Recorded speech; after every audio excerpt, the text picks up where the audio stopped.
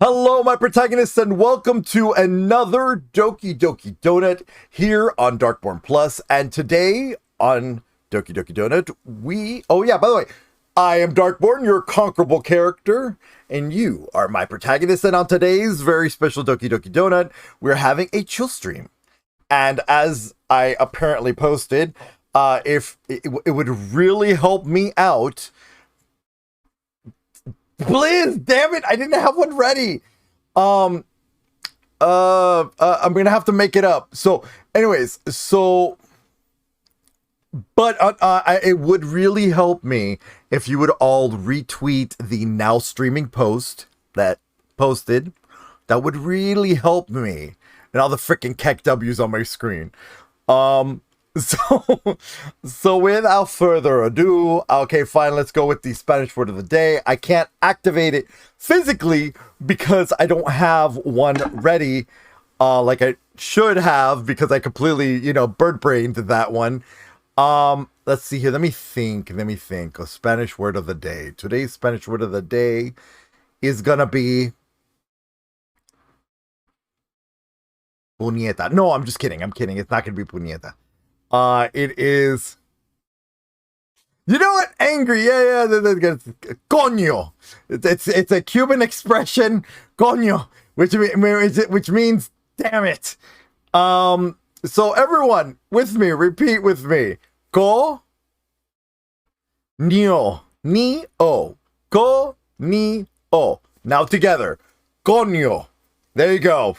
I shouldn't be teaching you bad words, but there you go. Coño. There you go. Coño. Yes. Coño. And you have to always say it very expressive. You can't just just say coño. No. It is very expressive word. Coño. But there you go. That's the special word of the day, Blizz. Thank you. It was almost puñeta, but anyways. Anyway, so moving on. I have today with me, I'm going to be moving on to the game page, but I have with me the Comfy Owl. So everyone, say hello to the Comfy Owl. Conejo. No, coño. Conejo is rabbit. TV is a conejo. I am not a rabbit. I'm a dragon. Hello, everybody. I'm the Comfy Owl. I need that when I nat one with a -1 modifier in my section and swore to top. Yes, exactly. That is the perfect point and time to say coño. Binary. That is exactly why you say coño, not conejo. Conejo is rabbit. I know, but like if you say it out loud angrily to someone who doesn't know Spanish, it'll sound like an insult. Conejo. Yeah. I mean, I guess you can say it like, how some people, instead of saying shit or shite, they say shiitake mushrooms. I mean, I guess you could say conejo. Just okay. All right. I'm gonna wait. Hold on. Yeah, he does have a good point. I will say this. We do have a cover up for the word mierda, which means shit. Which is miércoles. Like if you've watched Encanto, when he says miércoles, yes, it does mean Wednesday. Miércoles is literally Wednesday, but that's not why he's using it. It's because it's a Disney film and you can't curse in a Disney film. So the closest thing, but the way to get around that Disney buffer was miércoles, when he meant mierda. Show us the behind the scenes of him saying that, please. Wait, what? Show us the behind the scenes of them trying to get miércoles in there. Oh, no, they got miércoles in the movie. No, I can't pronounce Mierda. Mierda? Yeah, mierda, which is shit. Yeah. But I'm not teaching any more curse in Spanish. I will teach you a curse in Tagalog. No. Are you ready, guys? Oh, no, who bought...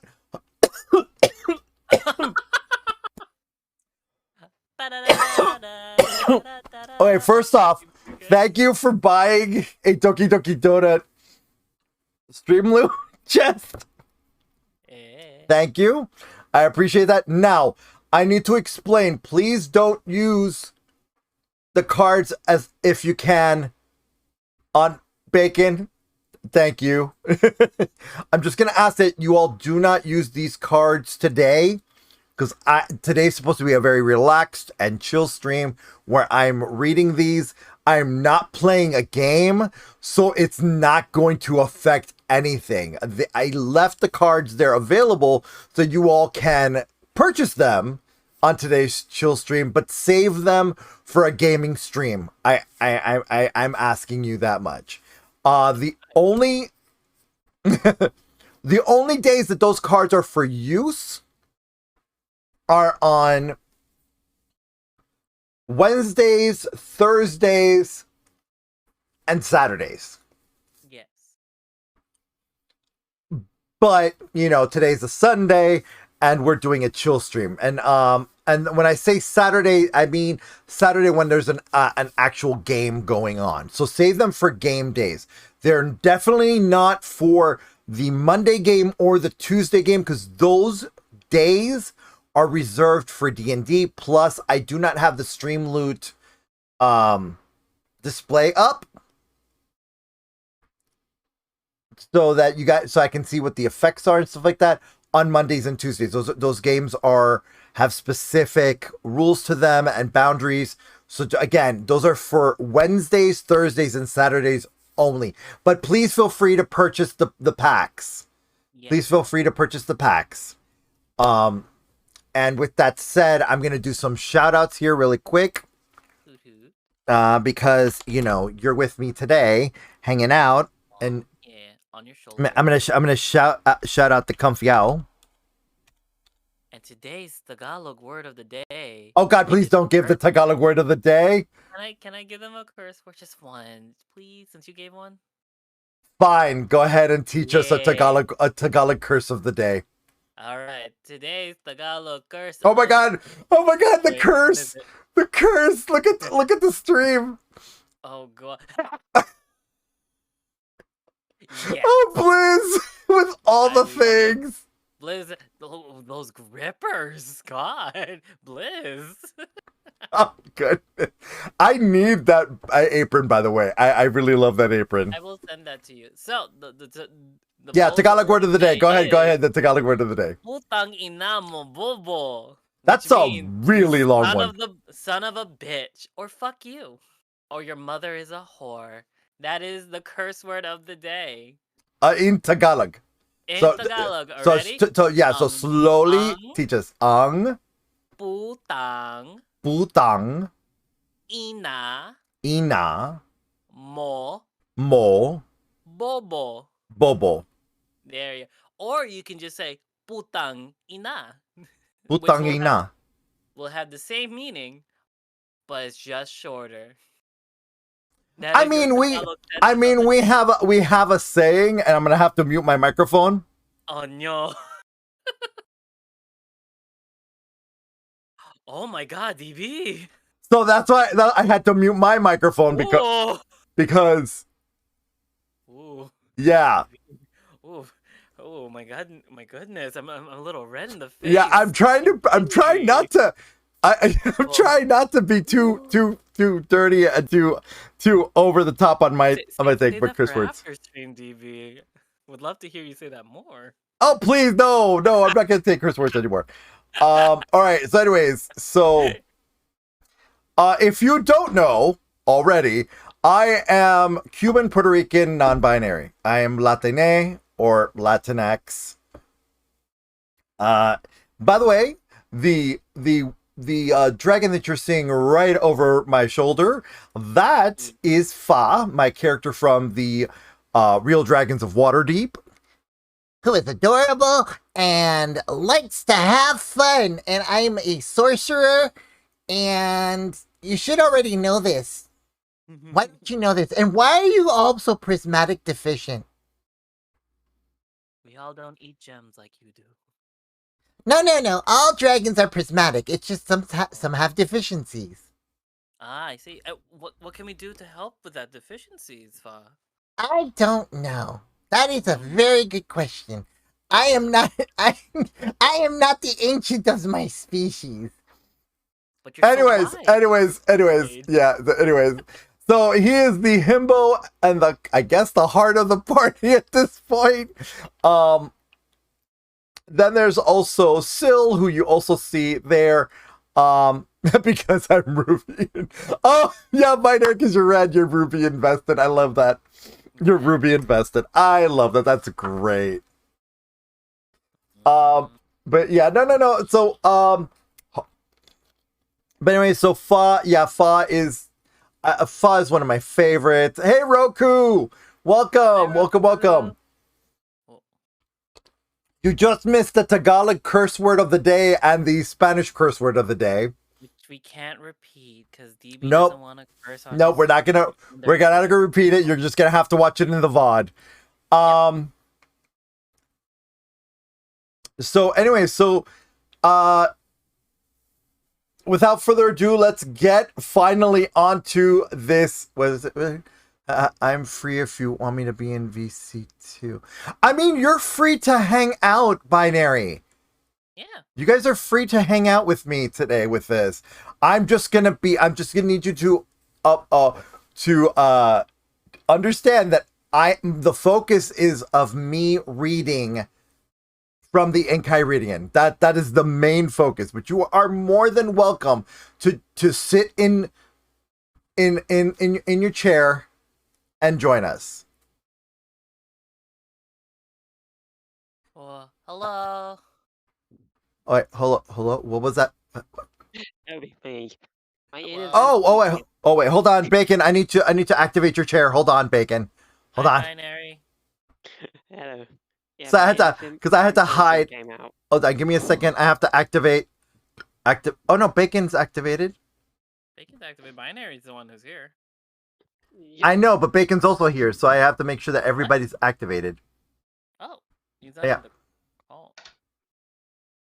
What the? Okay, it's just gonna take a little bit for them to res. That's all. I just got a text Let me see from here. my old job. Oi. I'm still working there. That's great. That's fun. I'm not gonna reply to them. Just gonna leave that there.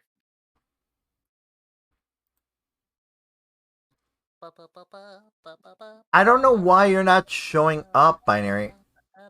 Did things change for you? Oh, hold on. It could be that I have no profile picture at the minute. No, that has nothing to do with the reactive Fugi tech. Hold on. You should still have I your see. old one. Yeah. You should? Okay. At least that's still constant. Yeah. Oh, it's broken. Ah, that's fun. Fantastic. It's broken. Great. Your It's image is trying its broken. best. It's trying its best. I know. It's trying its best. So give me just a moment. Hey, Hey,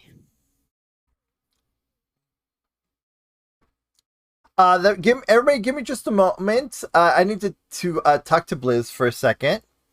Technical difficulties. Blizz, message me privately.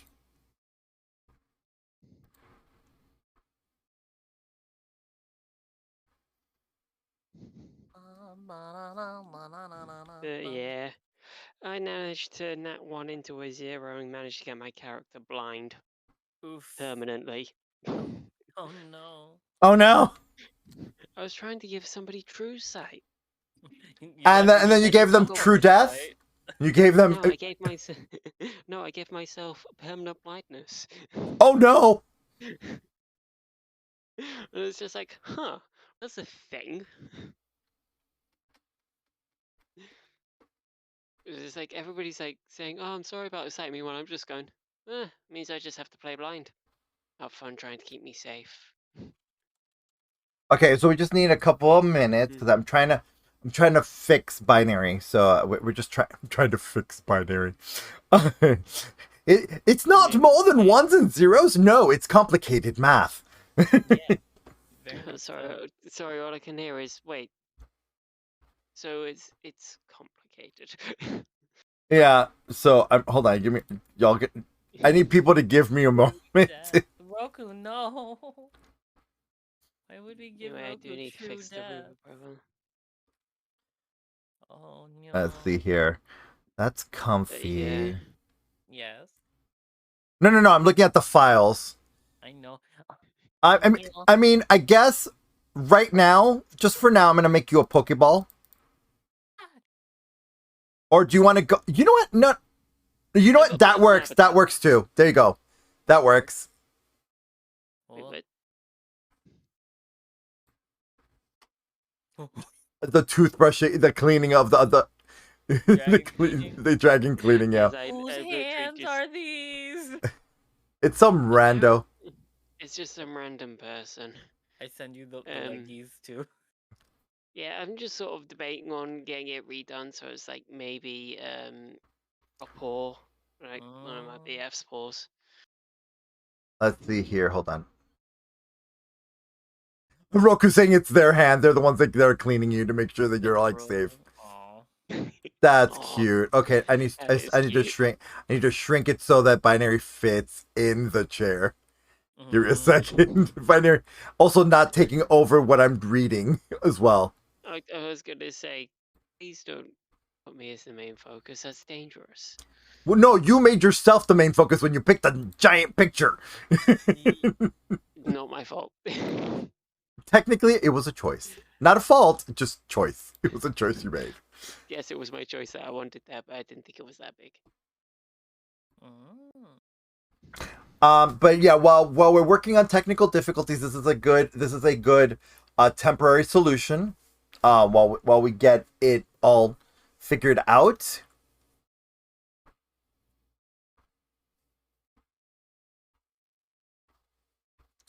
Let's see here. So here we go. So I'm going to go ahead and start reading from where we last left off. We finished reading from the Waterdeep Enchiridion. We were in the wards of Waterdeep. The last one I read was the Southern Ward, and I remember that because we talked about the Jade Dancer.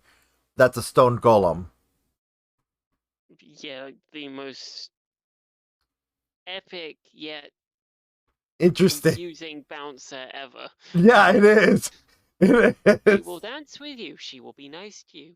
But don't Yeah, as long piss as- her off. Really? All right. So now we're going to go into the dock ward, and I'm going to start reading the rest of that. We got hopefully this will be the last video regarding the Enchiridion, and we'll be able to move on with other content or other type of stuff for a chill stream, because it's not that I'm bored. Honestly, it's not that I'm bored. I'm just like ready to finish reading this and move on.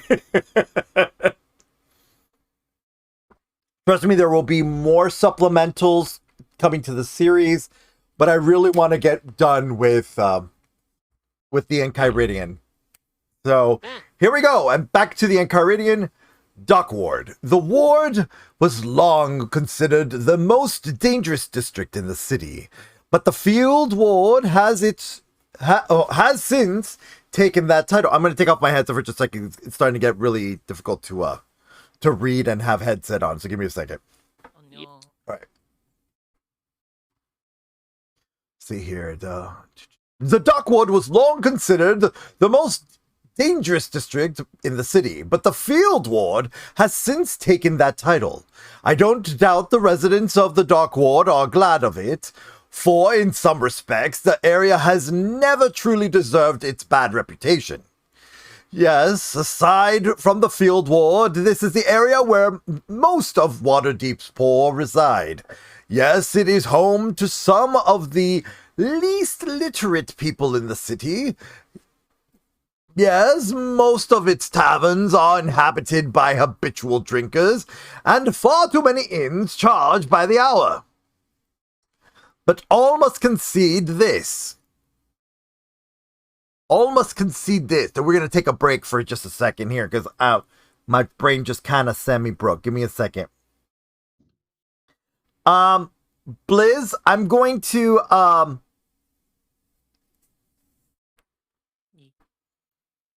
okay, that works. I think that works. We will find out in just a moment how well that works. Give me just a moment. Hold on. Ooh, more health. That. Very descriptive, isn't it? Very descriptive. Death by knife. Death by knife. Well, throwing knife, but yeah. I'm gonna go put us in BRB for just a moment while I fix this issue.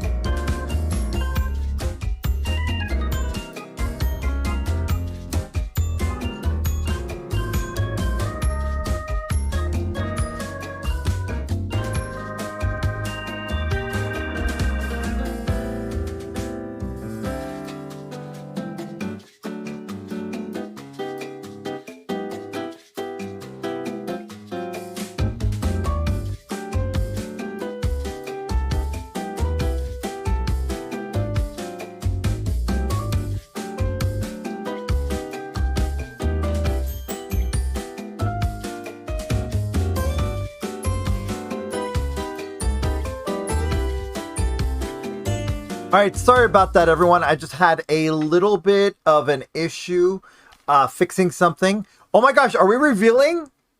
Oh no, we're not. What revealing what? What are you talking about? Are we revealing something else?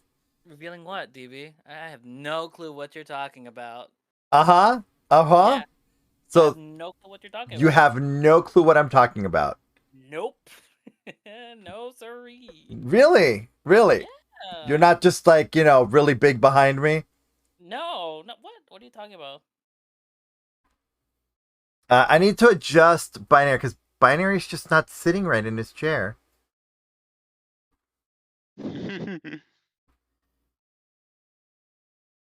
No, you know what? I think Binary's the right size. Well, yeah, looks so cute. Wait, I can't even see that at the moment. Oh, help if we were actually playing, wouldn't it? Oh my! What? That's me? That's you. Oh. Surprise. Oh. Arden's idea. I jumped in on it as well. But yeah. We worked with. That's why we were asking you those questions to describe Binary. So yeah, and I'm gonna be putting it together. You're gonna have blinks soon, so you're not gonna be, just always with your eyes open. But I'm going to make the GIF in the next couple days because I have all the parts. But there you go, surprise. Again, but this is basically from Arden. Yeah. It's from all of us, but it's mainly from Arden. This was Don't count me to. Damn. No. I mean, Arden and I am Blizz, but this was Arden. This was Arden's idea. This was Arden's idea. So when you get a chance, you can thank Arden. Yeah. Go message Well, them. I'll find a way to get back at them. Huh? Yeah. I'll find a way to get to them. But there you go. So cute. Look at that. Now you're now you're. It's getting warm. Talking mouth. Oh my god. You have a little talking mouth, yeah. Yeah. Yeah. That's really cool. Thanks, guys. I can't put words to it. Aww. You're feeling verklempt. Whoa. It's just a Are you feeling the bit. feels? Do you got the feels? The blushy. I always get the feels Ooh. when I get gifts, especially when unexpected. Because I all the always like to blushy give and blushies. help people, and I normally do it without expecting anything back. Which is good. Which is good. Yeah, that's good. Yeah, it's just like, oh, I didn't see this one coming. Wow. Ah. Well, that was the point. We didn't want you to see this coming. That's the point of a surprise, Binary. That's the point of a surprise. Yeah. But you can also thank Blizz. Because Blizz did such a great job on you. He Yeah. did. Liz, you. Not English. I know, and you're from England. Yeah. You're from the UK. How dare you not English? No, I'm just kidding. I'm kidding. I'm joking. I'm joking. No, it's fine. Feel the feels. It's fine. It's okay. And once I get the animated GIFs for you, I'll show you how to set it up in Fugitech. Okay. Yeah, when I start using my laptop to stream, I just. Well, the thing is that you can just go in onto the website and have it set up so that way, no matter whose stream you're on, that's how you show up. Yeah. And you have the blinkies. Oh, there's also blinks. So he did make blinks. He did make blinks. So. It's really made my day. Thank you. I just. Oh, hold on. You know what we could do? Hold on. We can make the blink the open mouth. Hold on. Oh. Let's make the blink the open mouth. So that way everybody can see you blink. Yeah. Stretch. There you go. All right. Start talking. Hello. There you go. See? Little blinkies. Oh. It's so cute. The little noodle dragon is evolved. It's so cute. I can't. Oh, ah. That actually looks good. That actually looks good with the blink. There you go. You got him as well in the colors where he's all nice and relaxed. He does look so relaxed. He's so like relaxed in the chair.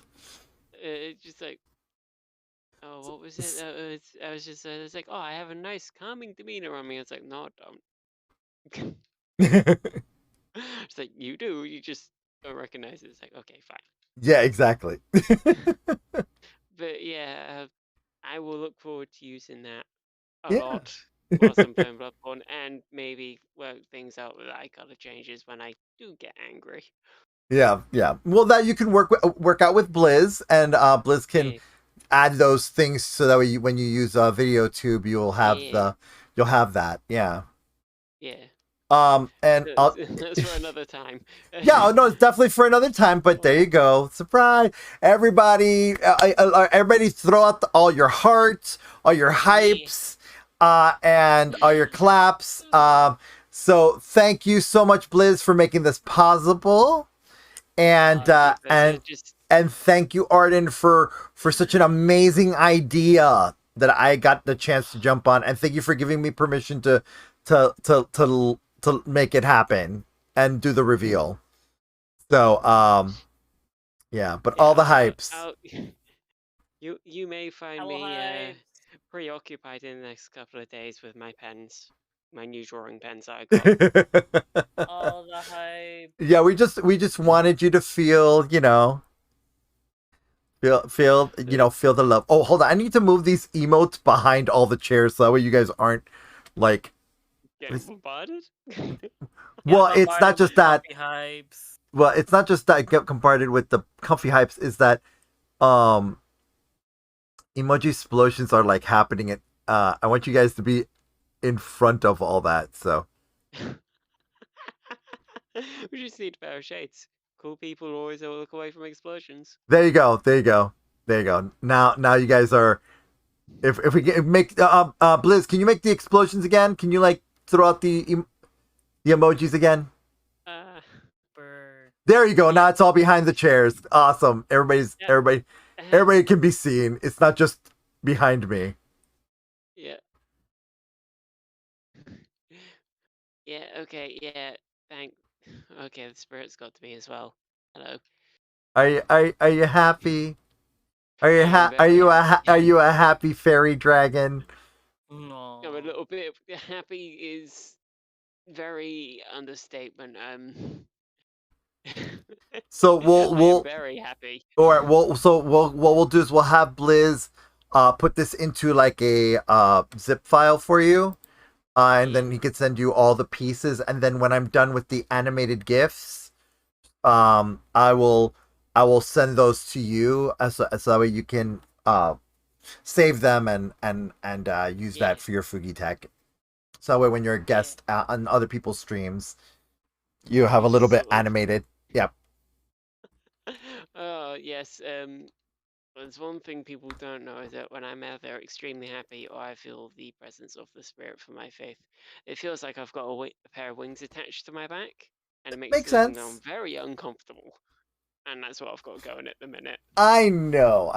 Even though I'm being like, whispered in the ear by a himbo in the behind. Excuse me? Yeah, excuse you. Yeah? Excuse you in the excuse you in the sneak preview. What are you talking about? Oh yeah, oh, we're reacting now to the himbo. Or should I refer to you as a peacock? Which make your choice. Himbo or peacock? Both are just as bad as each other because a peacock does like the flaunt. No, there's a reason why I referred to Comfy as a peacock. That's an inside thing. There you go. You take the himbo. Okay, there you go. All right, Now I can't say I'm not cute because I can see it. Yeah, you can't say it anymore because you're on screen cute. I am. I'm sorry, guys. So now that my subterfuge, of trying to delay, of like, I'm like, oh my gosh, is it ready? Is it ready? Is it ready? By the way, the reason why you weren't showing up, yeah, is because you didn't have any image at all. And so I was like, what's going on? What's going on? What happened to the tiny little avatar? Like, What happened was there was a spat, and I decided to get back at the person. ah, gotcha. Yes. So we're just gonna leave it at that. Yep. We're gonna leave it at that. 'Cause we're not gonna spoil this vibe that we're all in. Yeah. So And I'm ready to hear this story. This the Enchiridion. Let's get. prismatic- All right. So, this okay, prismatic everyone. So dragon reacting to this book. no, yeah, exactly. So without further ado, I'm gonna begin again. I swear, right now we are gonna now focus on the Enchiridion. So I'm gonna be removing my headset again now that we've properly surprised Binary with their new avatar. And a sneak peek right behind my back. No clue what you're talking about. Of course you don't.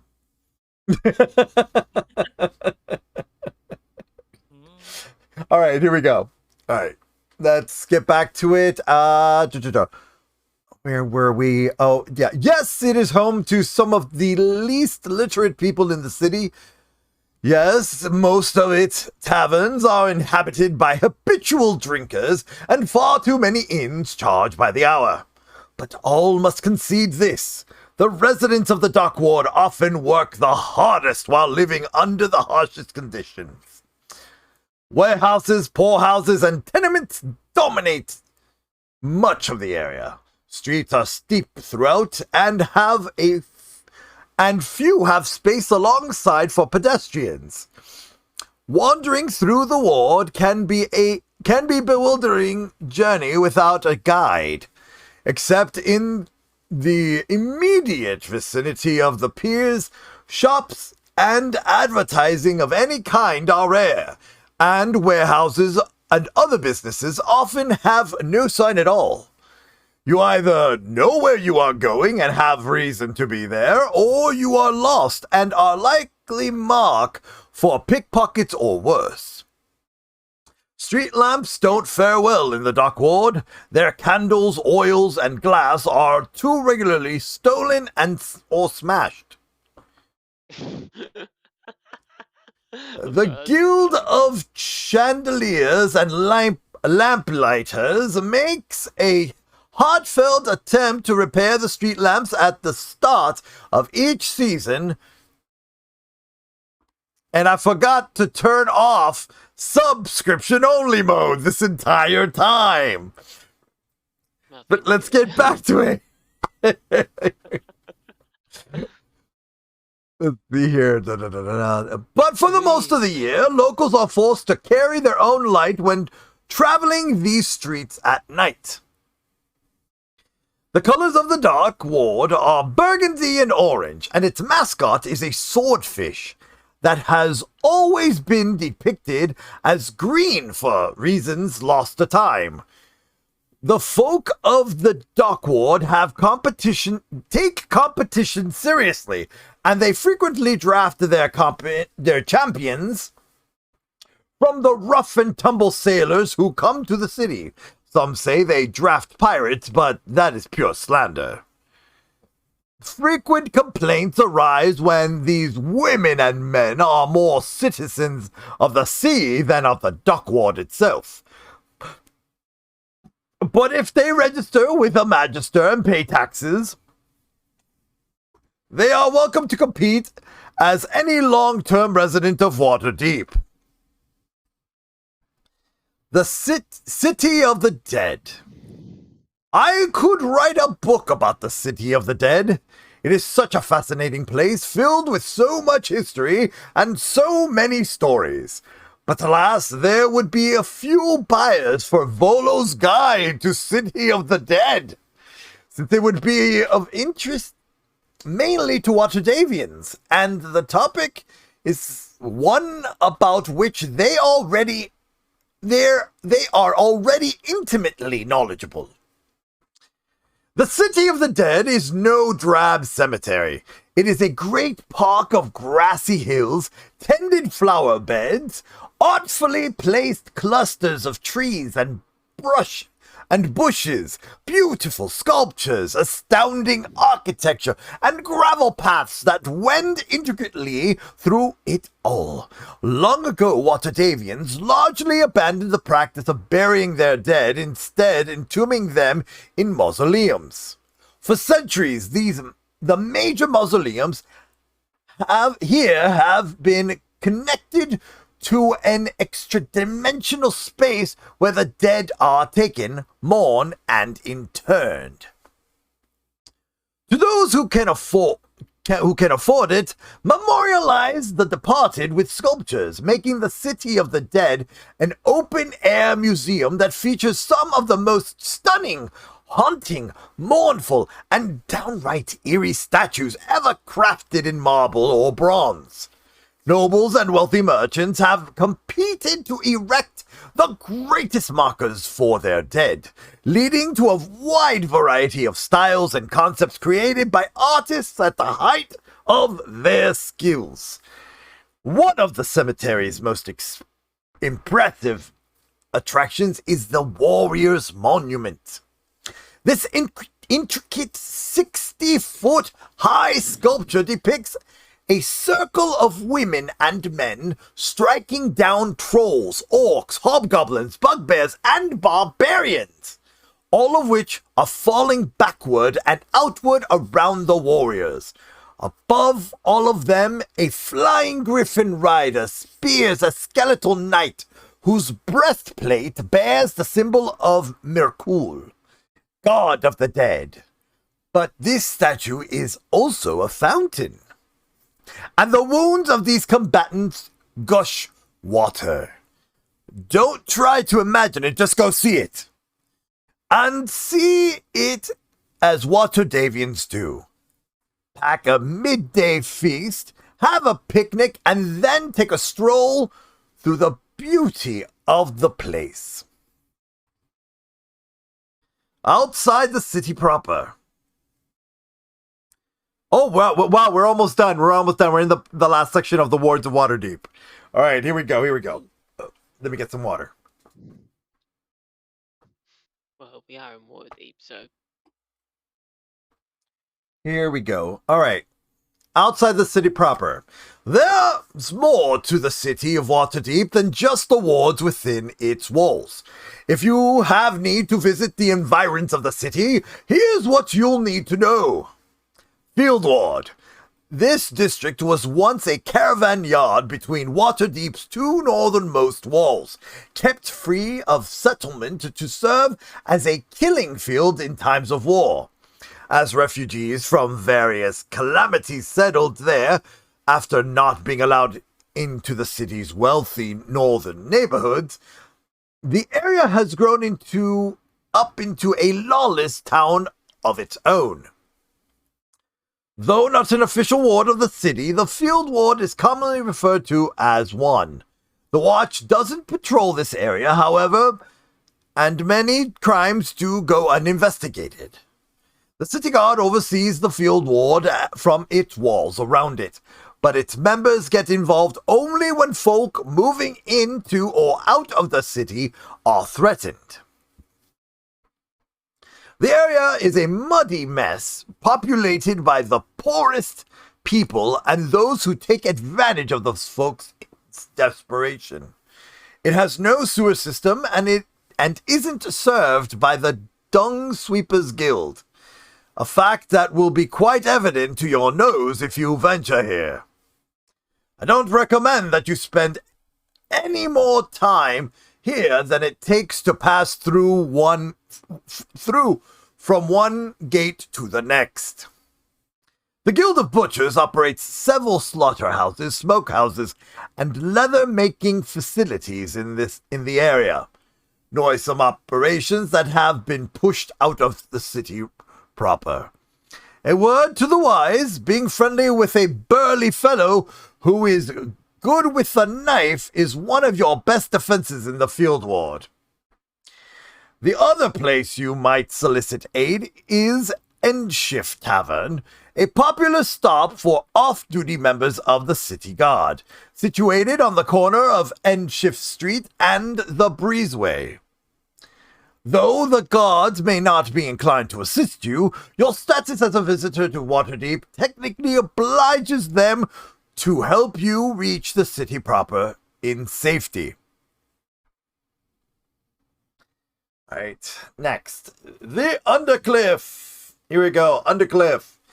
This area of rolling grassland and small wooded areas east of the city is a rural community focused on farming and animal husbandry, and which caters to travelers. It is also the site of a large and well-protected training camp for the City Guard, and a prison farm run by the City Watch called Amen's Farm, where those convicted of minor offenses work off their debt to the city.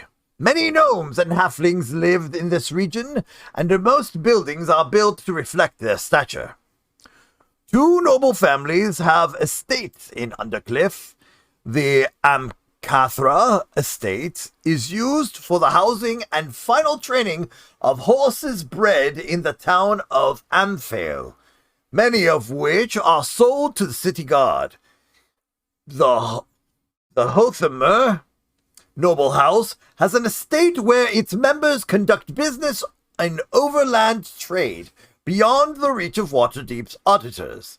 If you visit this area, I recommend the Snow Beetle Orchard and Meadery, owned and run by the Snow Beetle Halflings.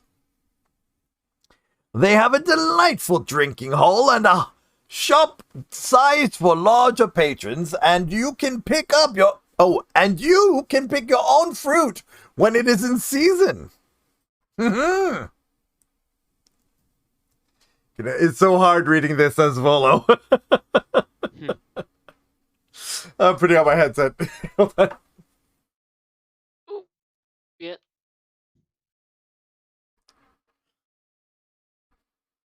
Let's see here.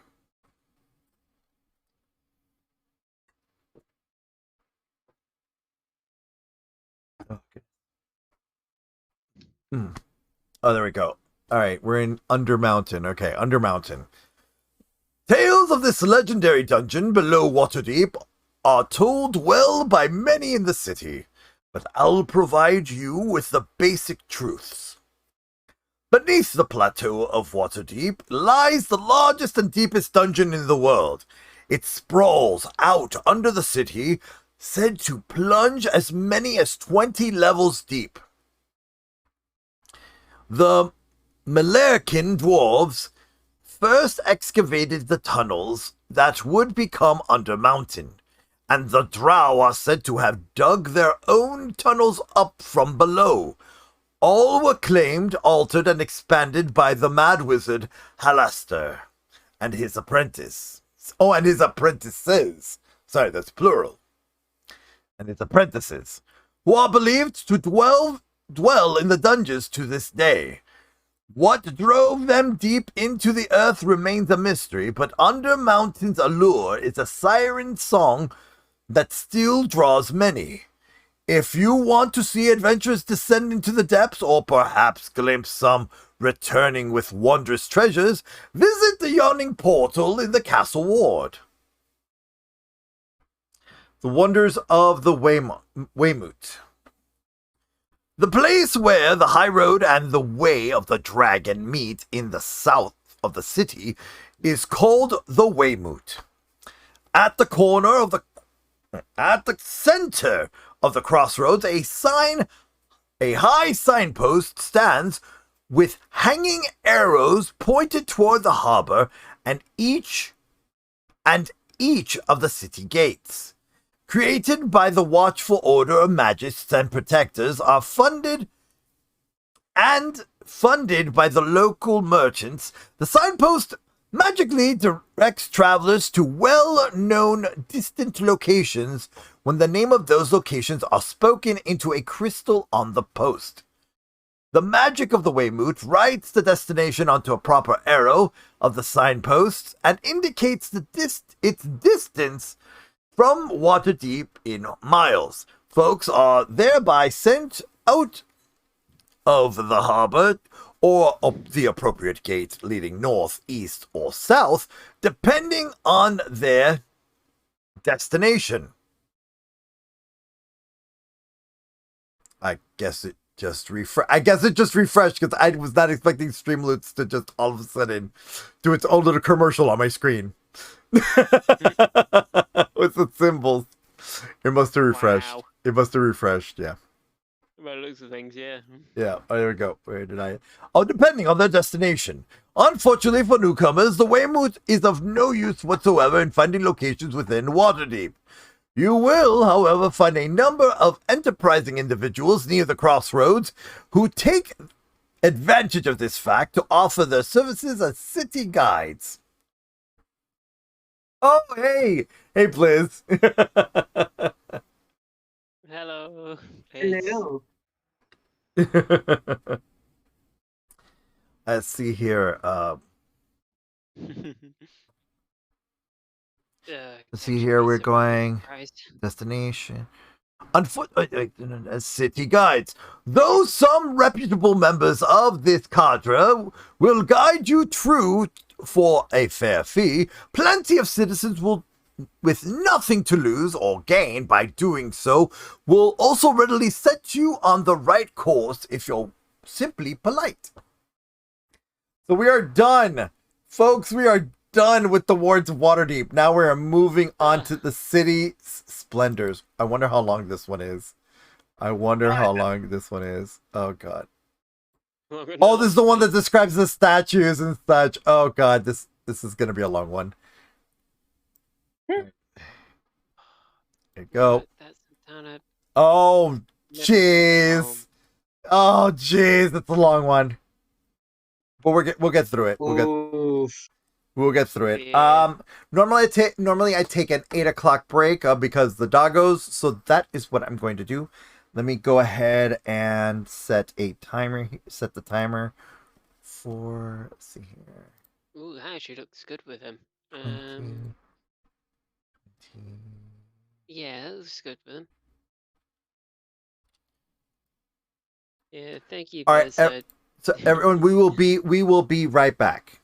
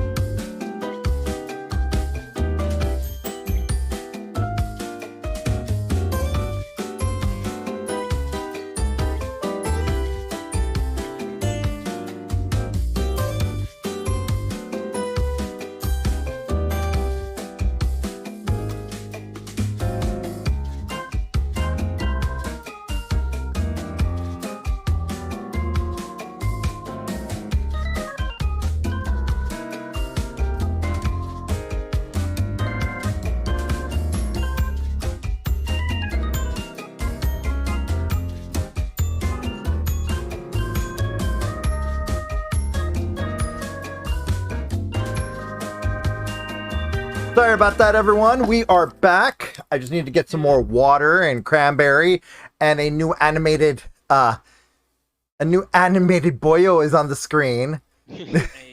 A bit more animated because I took some time to animate that GIF to get those GIFs animated. So now Binary can blink and not have to say anything. Slowly loading in. Yeah, I know you're slowly loading in. Everybody's slowly loading in. I let Arden know that I made sure to let you know that it was Arden's idea. So this was Arden's idea. I wanted Arden to know that I wasn't trying to take the moment, you know. Nah, there's only one question that will come of this: preferred weapon types. What do you mean preferred weapon types? What weapon would you be seen running about with? I need context because I'm trying to. Now, are you talking about Are you talking about Are you talking about Darkborne? Are you talking about? I'm trying to. That's what I mean by context. What do you mean? What do you mean? Well, which one would you like me to draw a weapon for? I mean, that is a good question. I have too many people that I am. Okay. No, it's it's like I mean if I am DB's weapon now. I am on. You have returned. What are you talking about? I've always been here. Okay, given that context, I'm gonna give you. I have an idea. I'm gonna let you pick. I'm gonna tell you the three. If it's Desi, definitely the core grappling hook, because I think it's so super cool. If it's Darkborne, I'm all about I'm all about the gun blades. I mean, I love the gun blades. I like gun blades. Yeah. Final Fantasy 14. Final Fantasy 14 Gunbreaker gun blades. Yep. And then if we're talking about Fa is a dragon that'll just boop you with the no dumbstick. So a stave or a staff of some Well, type? so technically because they're a dragon, they use a literal tree. Little thin tree that they found that was like just on the ground. Like that just happened to be really strong and sturdy. This is binary. You know he'd make something. It's like a sapling. It's like literally like a sapling. Yeah. Took some sapling that was like literally got pulled out, dried out, and just like has been using it as the no dumbstick ever since. Interesting. So he's like he with Fa is literally that meme of the dog with the stick. So it's like found a stick on the ground.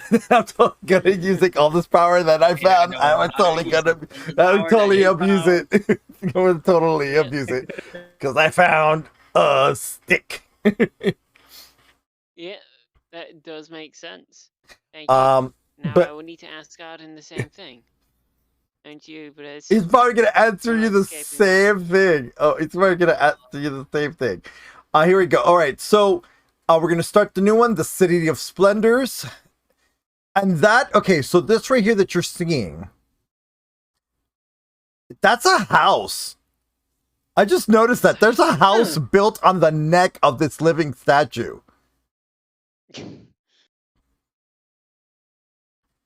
Lol. There's a house on the shoulder. Ooh. But okay, sure. Yeah. All right. And I'm gonna go once again. I'm gonna take off my headphones and we're gonna go into this. I'm gonna be reading from the Enchiridion. We're doing now the City of Splendors, but it looks like with the way things have been going, I might need another episode of the Enchiridion where I actually focus on the Enchiridion, but ADD conversations. Anyways, but no, I'm so glad that we were able to take time to actually surprise you with this and make you super happy with it. So, yeah. Yep. Yeah. Make that pop. Drink some more water. Let's see here. Here we go.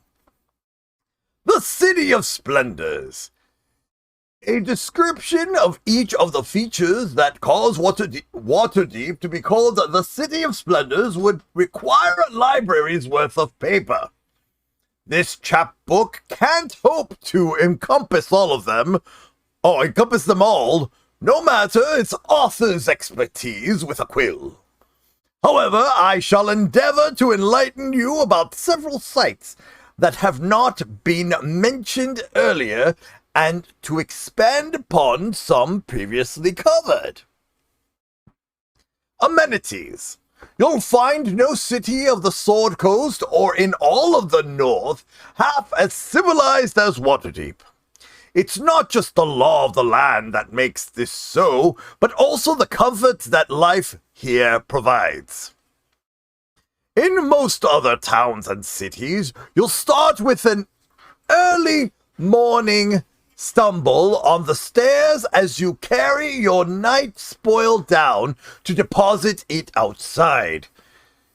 But in Waterdeep, many buildings are connected directly to the sewers.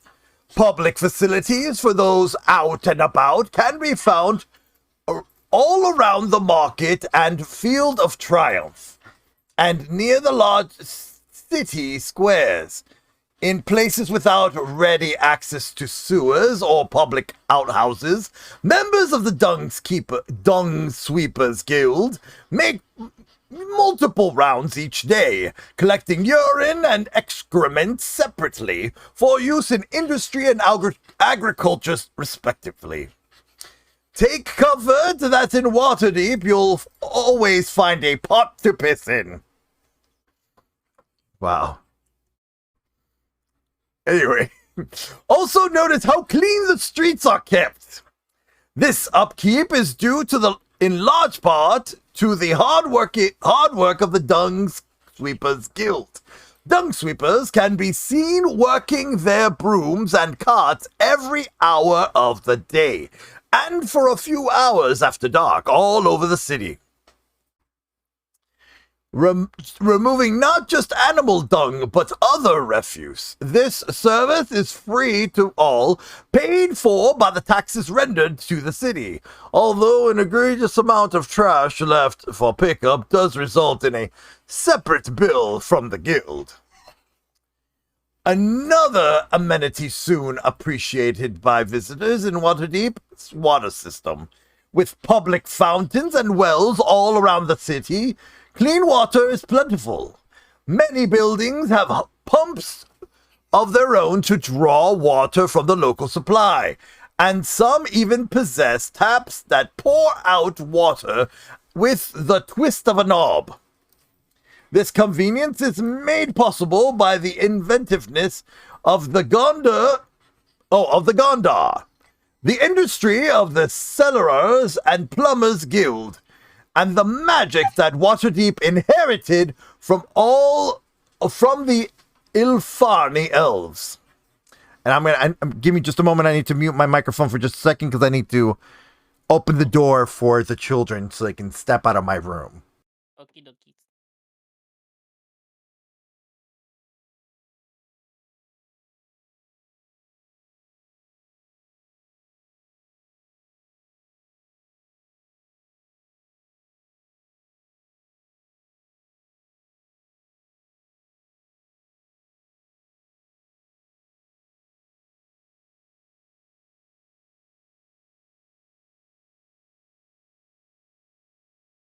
So, a dual blade that connects to form a bow. I have experience in making weapons that form into bows because I've done a staff that does that. Mm. The idea was that the staff would be a staff until you needed to break away. It could be used to, well, break off. So the bow was a Mm. energy string on the inside. Mm. Yeah. So I have experience in that, and it's gonna be fun.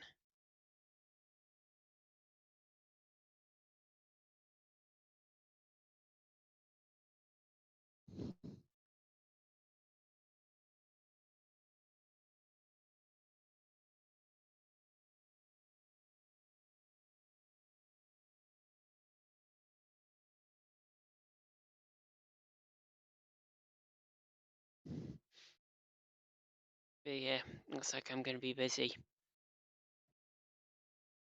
Sorry about that. The doggos were being rambunctious, and now because they were so fixated on a frog that they saw outside, now they're just like all amped up and want to go out again. And it's like, no, absolutely not.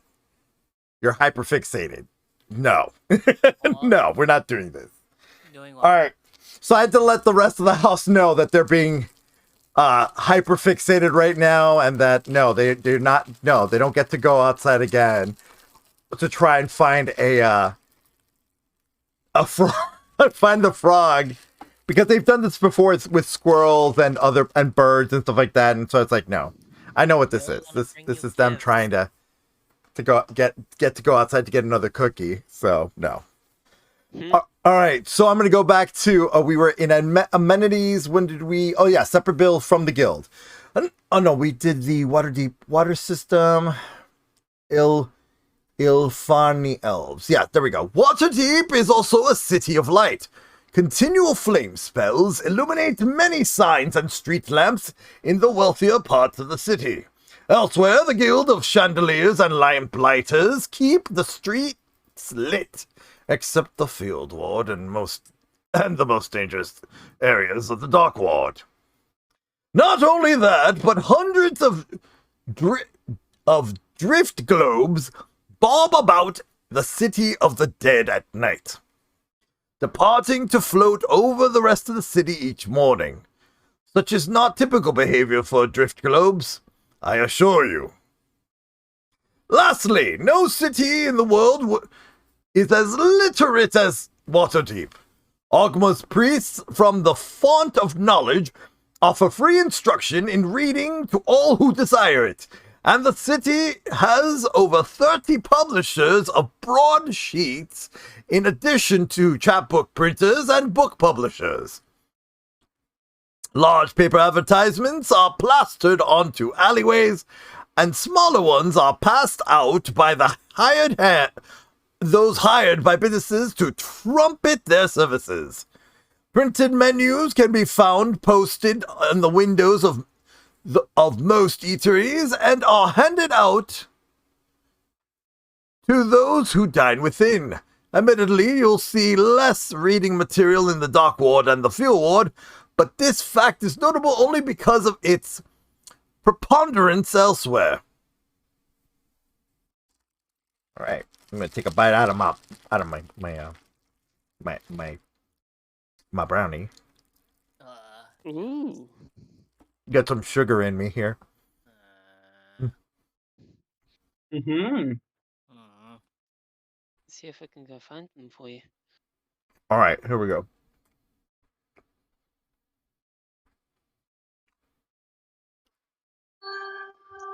Oh my goodness, what was that? It's not a train. Okay. That scared me. I thought someone activated a card. Someone activate a card. Oh, my bad. It was my phone. It was your phone that was going wah wah. Okay. All right. The Griffin Calvary. Waterdeep doesn't have the fabled flying ships of Halra, but it does deploy an aerial defense force. Brave warriors of the city guard light out from the peak-top eyrie atop Mount Waterdeep, riding fearsome griffins that have been bred and trained for that purpose. Each of the riders is equipped with a ring of feather falling, not merely to prevent death from mishap, but to allow them to perform stunning feats of aerial acrobatics.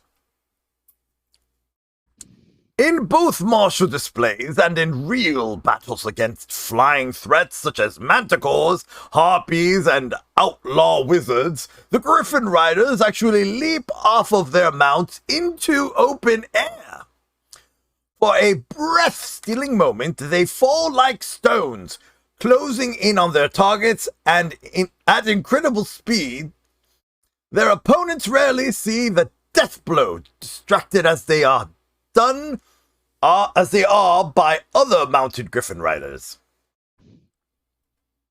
When they are past the danger, the free-falling riders then suddenly halt in the air, drifting like feathers until their griffin companions swoop in and they regain their saddles.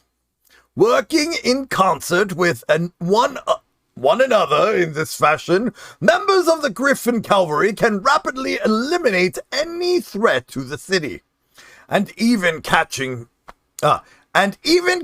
body of the offender before it hits the rooftops below.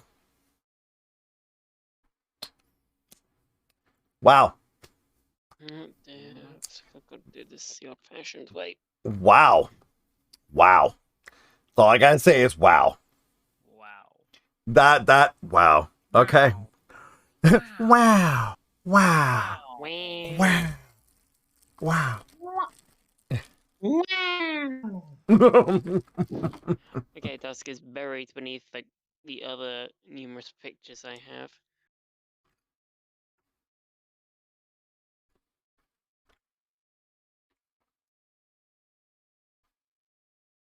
All right, here we go.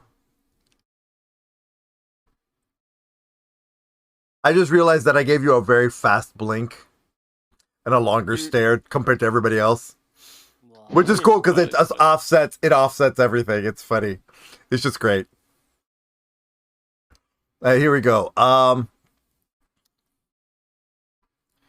Go. Oh yeah, riders of the Gelfin. The Gelfin. Oh god. The Gelfins. Of the Gelfins. I mixed up letters instead of Griffin. I was saying Gilfin Cavalry. All good. It happens. Mm-hmm. Give me a moment. Let me relax my brain here. I'm gonna hunt for my Ying. Mm-hmm.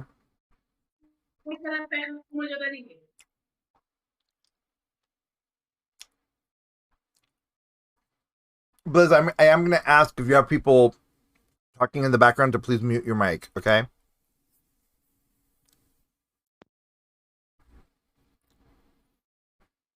Thank you. I see here. All right. Riders of the Griffin Calvary are trained to stay above the rooftops, not because they fear crashing into towers and water veins, but because of the smell of so much horse flesh in the streets below can sometimes drive their griffins into a frenzy. Yeah, you don't want to put the predators and the prey in the same, I don't know, area. What if they fall in love or something? No, it's not that. It's like they're gonna go crazy and want to eat. Yeah. It's like Beastars, basically. Yee. That is a very unfortunate image. They're trying to avoid war. Let's just put it that way. Can't say the cursed V word here. We can say it. Sound of the sound. We want to avoid war. Oh, did you get rid of the emote? No. Oh, in this? Yeah. Oh yeah, it's not here. But you can enjoy Dango, which is very vorable. Why is it so sad looking? What's so sad looking? It's spinning. It has a frowny face on this one. There is no frown. It's our heads. On the other one? And the one that's spinning, it's all three of our heads. No, the one that's not spinning. Oh no, that's supposed to be a rabbit. Like the little bend in the rabbit's mouth. Okay. It's a bunny dango. It's a butt. Bunny dango. Yeah. Actually, today bunny dango would be apropos. Bunny dango would be very apropos for today. Bonejo. Bunny dango dekiagari. All right.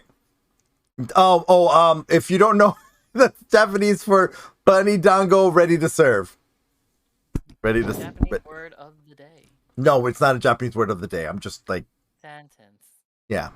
Phrase. Anyways. Alright, the walking statues. They're like the Walking Dead. Oh yeah, no, and okay, so with the walking statues, I have to explain every single statue. Oh, good. Look at all the these are all the statues. And then the alleys right after it. Whoa. Oh my god. Alright, so I'm gonna go through the walking statues. Let me take off my headset so I can focus, because it's kind of hard when I have people talking in my ear. But I enjoy having you all here. I do. No, you do you. You do you. All right, here we go. I'm about to start. Over a century ago, just one of these 8 behemoth statues stood visible at the northern foot of Mount Waterdeep, on a bluff called Gull Leap. Ah, my microphone just fell. Hold on, give me a second.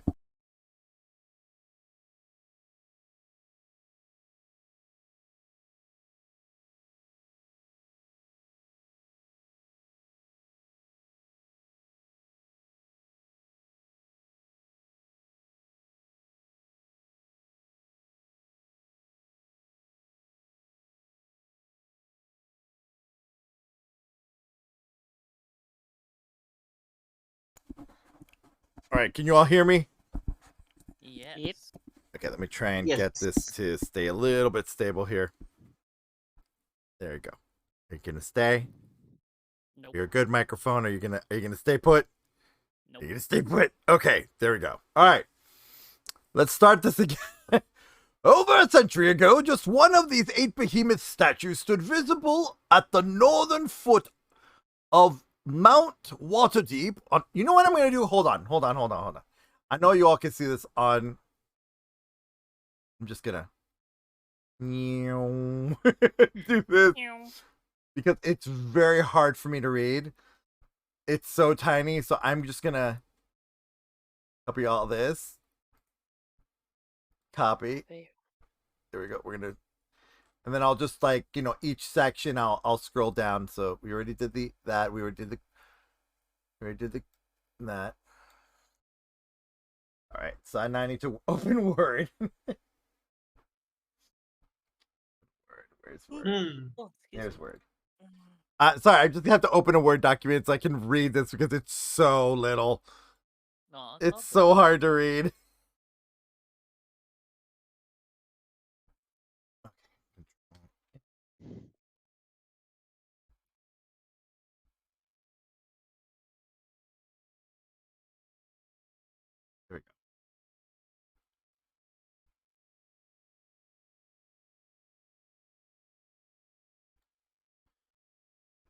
There we go. There we go. Now I can read this. All right, let's see here. Let me now make this. Let's see here. View.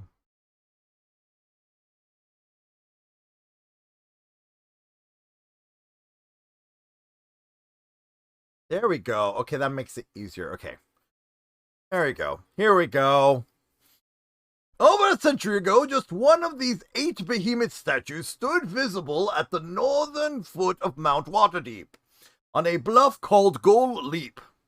90 feet tall, it resembled a bald human staring out to sea. Later events, discussed below, caused it to be transformed into the statue known today as the Sahagin Humbled. When the spell plague gripped Waterdeep in 1385 DR, 6 more walking statues suddenly appeared in the city, wandering to wreak havoc even as the Sahagin Humbled remained motionless. The authorities and the citizens of Waterdeep succeeded in stopping 3 of these new statues, breaking the sword maiden and the Hawkman, and sinking the god catcher into the street up to its waist. Then all the statues mysteriously stopped their rampage just as quickly as they had begun. Sarah Chadrin, the Black Staff, at the time, couldn't command them to return to their former hiding places on the ethereal plane. Consequently, the city repaired itself and built up around them much later in 1479 DR. The eighth statue, the Griffin, emerged from the ethereal plane to defend Agaran's tower against intrusion. It roosted there for a time before flying to its current position near Peak Top Eyrie on Mount Waterdeep.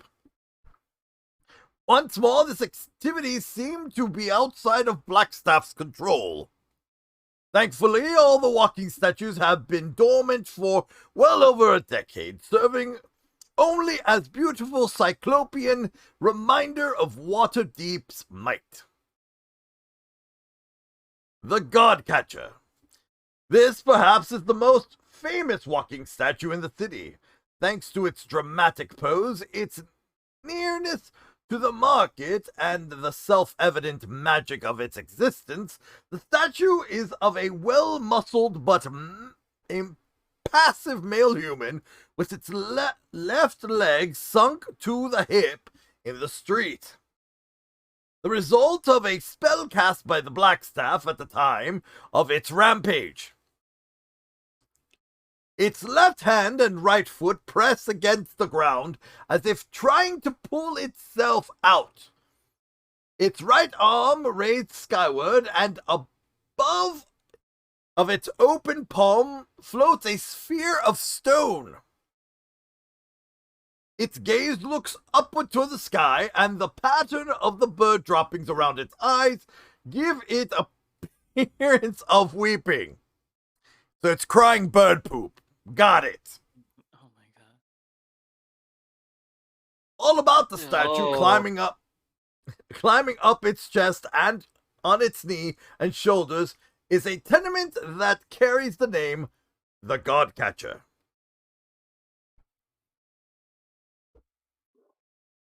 The tenement's landlord is Andra Blackcloak, an unsociable sorcerer who is rarely seen in the city except when she alights from the door carved in the floating sphere, which serves as her home. On the rare occasions when she wants to meet with city folk, typically to purchase odd substances for magical purposes, she appears unannounced on balconies or rooftops after dark. Her dealings are polite, though, and she pays fair coin. She never confides in anyone or talks about her doings, and if anyone but she has ever seen the inside of her spherical home, they've said nothing publicly about it.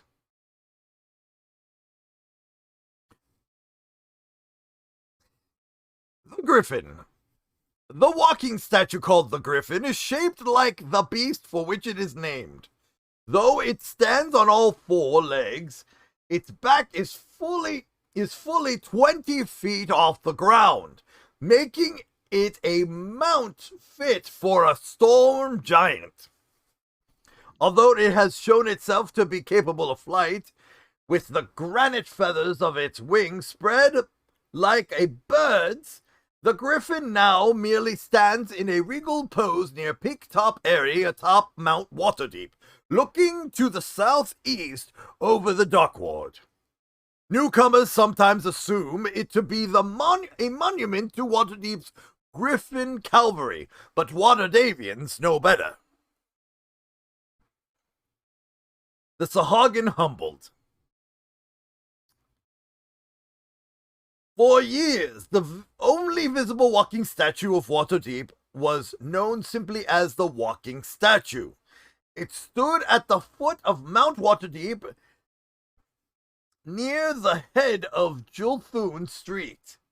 Then, after its critical role in defending the city against the invasion of Sahagin in 1370 DR, Kelvin Blackstaff reshaped the statue into a Sahagin. It now bows low toward the House of Heroes on bended knee. a gesture of obedience to this city, and an acknowledgement of the sacrifice of all who fought for the city in that war. All right, I'll scroll up to where we're at. We're going to be reading now the Drunkard, the Lady, the Honorable Knight, and the Hawkman, and then the Sword Maiden. We'll read the Sword Maiden after. But we're going to now go into the Drunkard, the Lady Dreaming, the Honorable Knight, and the Hawkman. Those are the ones we're reading right now. So here we go. Oh, thirsty. Thank you. I will do that now. I'll take a drink. Chug, chug, chug. All right, here we go. All right. The Great Drunkard. This walking statue stopped its rampage as it approached the market, then fell backward and sat upon a building. When it settled, its arms fell limp at its side and its head tilted forward onto its chest, giving the impression that it had fallen asleep. The statue's huge stone axe still stands nearby, its haft angled upright, and its blade half buried in the cobbles. The rubble of the crushed building was long ago rebuilt into a broad stone stair, with railings and a ramp that drunkards are often rolled down, that ascends from the cobbles to the statue's lap. That lap now holds a 2-story tavern, also built from the rubble, called Gralkin's Tankard. The unconspicuous pose of the statue and the tavern in its lap made the name of the Great Drunkard a natural fit. The Lady Dreaming. This fair lady caused much chaos when she was active. The statue has the appearance of a female elf, whose hair and clothing appeared to flow naturally as it walked through the city during the spell plague. When the walking statue stopped, this one toppled onto its side, taking on the appearance of a titanic sculpture of a noble lady asleep in her garden. The Honorable Knight. The Honorable Knight is a statue of a male warrior in plate armor with a shield and longsword. When the walking statue stopped, it bowed to those opposing it, straightened, seized its sword, and doffed its shield, setting it point down on the ground and upright by its side. It then ceased motion in this position, facing southwest towards the harbor and looking for all the world like a castle guard standing at ease. The pose is assumed led to its name, and it is viewed with respect by the citizens of the southerly wards. The Hawkman. This statue looks like a winged, hawk-headed being, and thus locals call it the Hawkman. I can reveal that in fact it bears much resemblance to an Aarakocra, one of the bird people said to live in the Star Mounts in the High Forest. The statue's wings are folded tightly against its back and have never unfurled, leaving its flight capability uncertain. It was brought low during the rampage across the city, and now it tilts decidedly towards the northeast due to a missing right foot. Long ago broken up for building rubble, along with its right arm, its left arm is extended out toward the north, palm forward, as if in a gesture to say, stop. The body has been hollowed out and turned into a tower shared by several wealthy tenants, which is officially known as Sperant Tower, after its owner. The statue's left hand extends over a courtyard to the north, wherein lies the entrance to a tunnel carved throughout the arm. Visitors and residents can ring a bell in the courtyard, whereupon a door guard acknowledging the ringers and lower a rope ladder for tenants and expected guests, or a rope chair that is drawn up for guests who are infirm or laden with heavy items. All right, the Sword Maiden. Let's go ahead and... Wow, there's a lot about the Sword Maiden. Okay. So here we go. The last statue, which is the Sword Maiden. This is the last of the walking statues.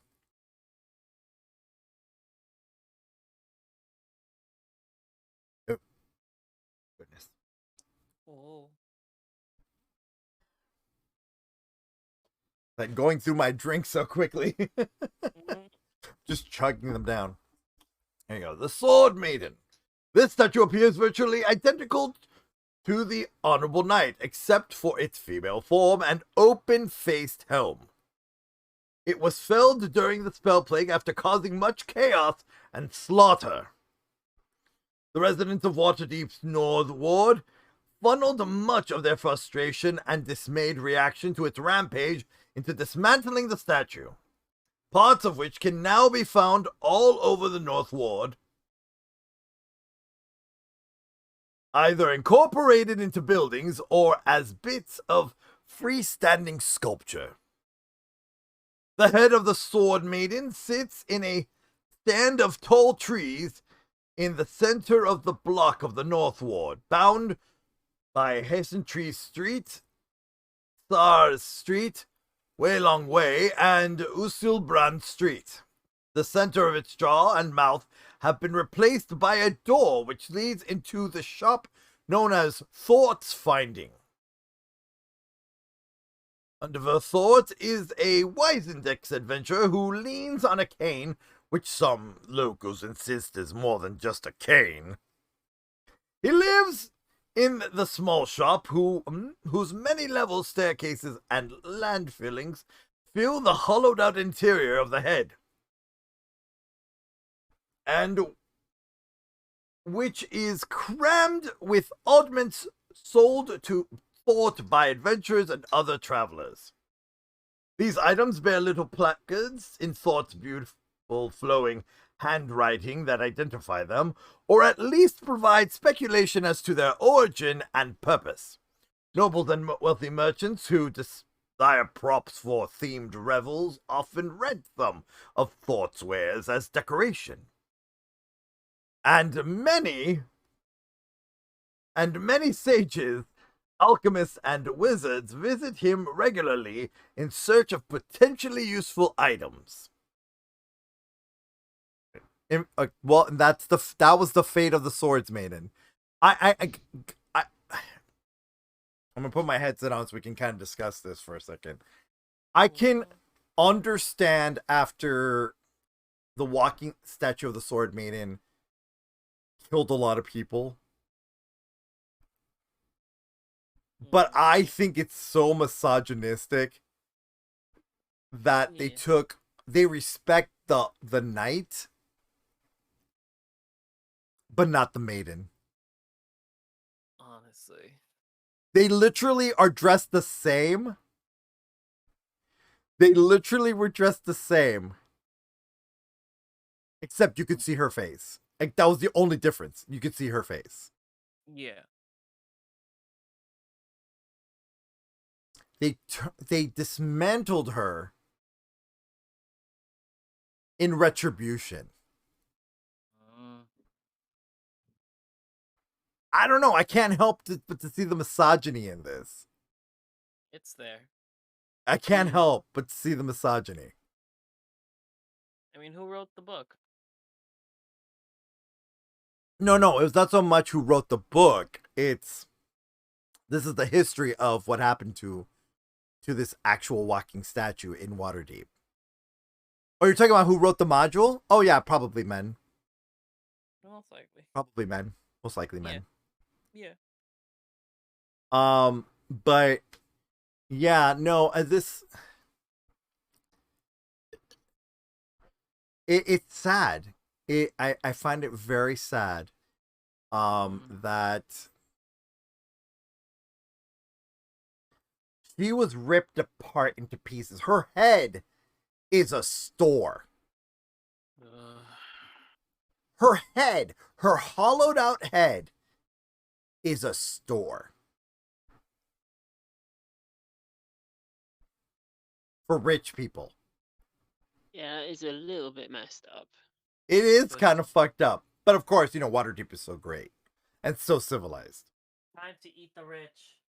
Shall eat the rich. But the rich taste good. No. They've We're been not- we're- fatting up too much. I'm just like, it honestly, it upsets me because if she looked exactly like the male knight, the honorable knight, you know, Yeah, quote unquote. and most likely she had, and I'm just saying that when she was defeated, she probably took, because from what this was describing, it sounded like she took the same pose as he did when she was defeated. Mhm. But she was dismantled. You notice that the human male, was not turned into anything. He was left be. So The Hawkman was turned into apartments. yeah. They're misogynistic and anti-furry. They're you're anti-furry. saying Yeah. They're anti-furry. So you're I saying ent- eat the ever rich. Enter if I ever enter that module, I'm stealing from the rich and eating them. No, because you will be no, Yes. the laws. Yes. You have to obey the laws. The law says nothing for a changeling that can copy anyone. Yes, it does. It applies to everyone. Shh. Anyways, Nothing but happened. yeah, no. It's just, I mean, just it bothers. This bothers me. Mm. They dismantled her and turned her into parts for things, and then spread the other things as like art. Ugh. Like, I bet you anything her hands are like in different places. I'm wondering what happened to her breastplate. Like, is that like a restaurant? It's a hill somewhere. I don't know. The whole thing is, it's just weird to me. Is that they're like, oh yeah, this knight. Oh my god, he's so cool. He looks like he's like a castle guard. Well, she looks exactly the same. She looked exactly the same way, but you dismantled her and turned her head into a store for knickknacks, for rich people knickknacks. Yeah. That part of me finds it completely unforgivable. And the thing is that my character, Fa, is gonna find this distressing. Because he can't understand. He's a sweet one, so he's not gonna understand why. Like, the way I'm processing it is the way that he would process it too. Because he is a sweetie. Sorry, they are a sweetie. His Fa is non-binary. I gotta keep remembering they. Mhm. Fa, they would be crying at this point after reading that would make them cry. They would be really sad.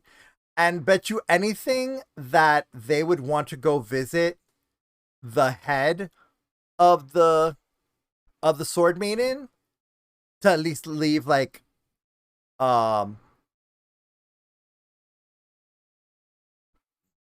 what's the thing that the people leave at graves? Like I forgot what it's called. A memorial gift, I guess is what it's called. In memoriam.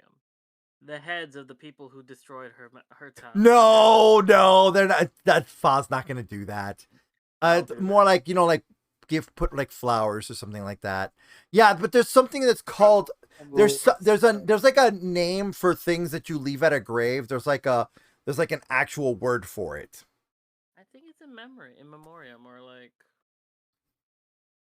Like there's an actual term for it. There's like an actual I was about to say memento mori, but that's memento. It's a memento. Sorry, thank you. A memento. It's a memento. Yeah. They're gonna want to leave a memento at the maiden's head. At the sword maiden's head, yeah, because out of all of them, that's the one that would make them sad. Because at least the other ones exist. What if you... Like, even though the Hawkman has missing parts and stuff, it still exists, and you can still see that it's a Hawkman. She was dismantled. She was destroyed. The heads of the aristocratic higher up shall be placed at her altar. No! There's no altar, by the way. The comfy owl will make an altar. The comfy owl chooses violence against the rich. And the well-to-do. This is what you expect. No, but yeah, no. I will say this. Fa reading that. Mulan. Mulan. I'm sorry. I'm trying to resist the urge to say Mulan after every time you say Fa. I'm sorry. Well, you're gonna have to because their name is FahdonLosLah. I know. But yeah, they would be fearful at this part. Hold on, I'm actually gonna copy the story of the Sword Maiden. You're gonna keep note of when to strike. Yeah. Let me get the Fa's little notebook. We're gonna write here. Wait, that's Fa's character sheet. There we go. Fa's notebook. We're gonna edit it. Okay. No, I just had Faz's little notebook, and what I could see was a line from like Food Woods. For a bunch of, I believe the line was nincompoops. They are really efficient at noting things down. Wait, what was that? Well, cool. Remind me a line I from resist Food the Wars, urge it's to just say material girl all the time. Material girl. Oh. Oh no. Find the head to do. of the Sword Maiden and leave flowers in memory. Yeah. Memoriam. There we go. Hello, Eddie. No, not Miab, then Sword Maiden. Well, fine. Let's go with Swordsman. Yeah, I'm going to my room now. Sword Please don't call me. Maiden. There we go. Sword Maiden. Memoriam. In memorial. There we go. In memorial because it doesn't like in memoriam. Fine. We're gonna save that. And we're gonna go ahead and close that. All right. But yeah, no. Fa is sad. Fa is very sad now. Fa is upset, Doug. Fa is the cry. Fa is no happy. Yeah. The things that this poor little dragon is reading. Not necessarily little, they are 6 feet tall, 8 feet long. I was gonna say they're not going to be little by the end of this, by the looks of things.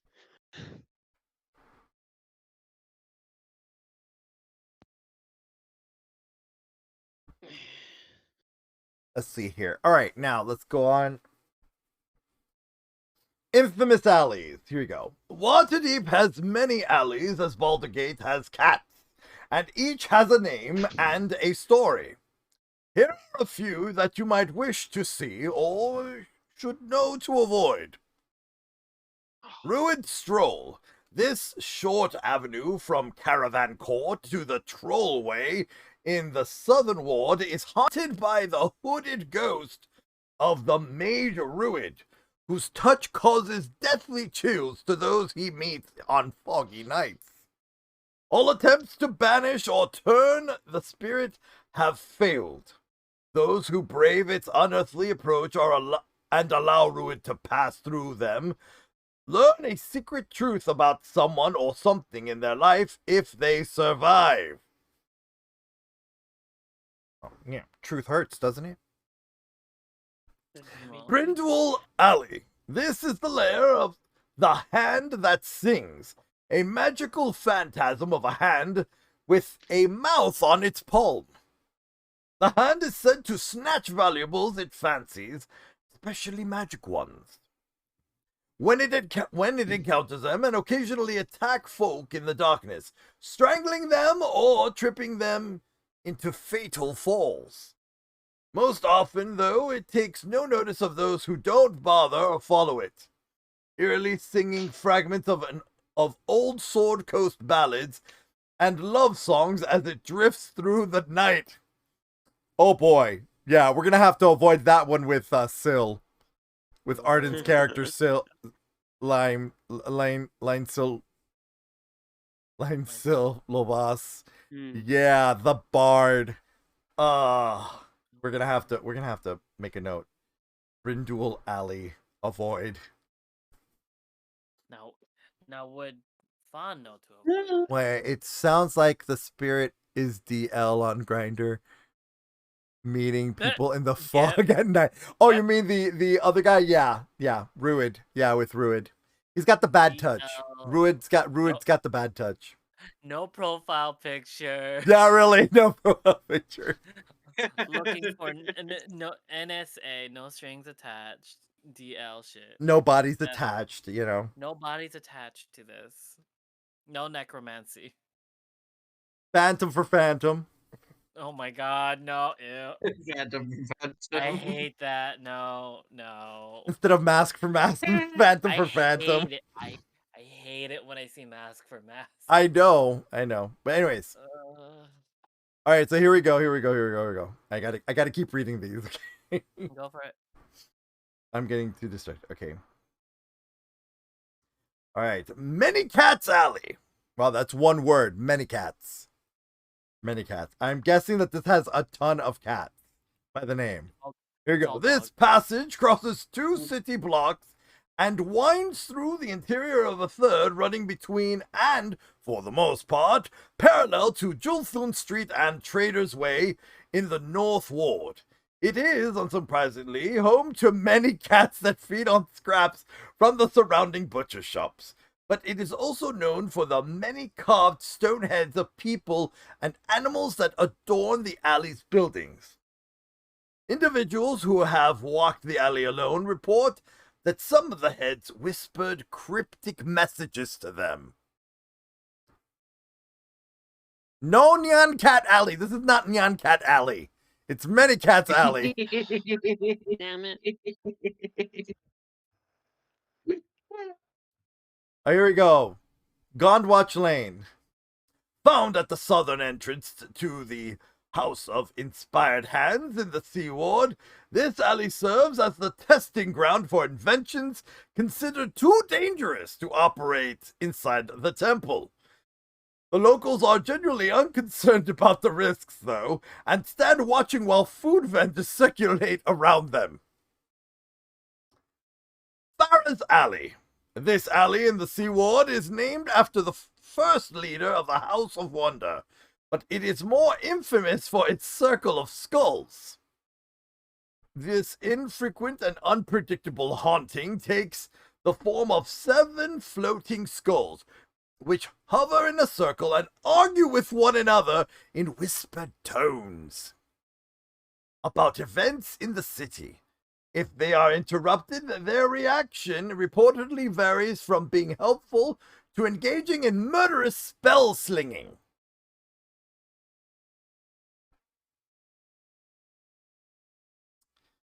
Three Daggers Alley. Finally, the last alley.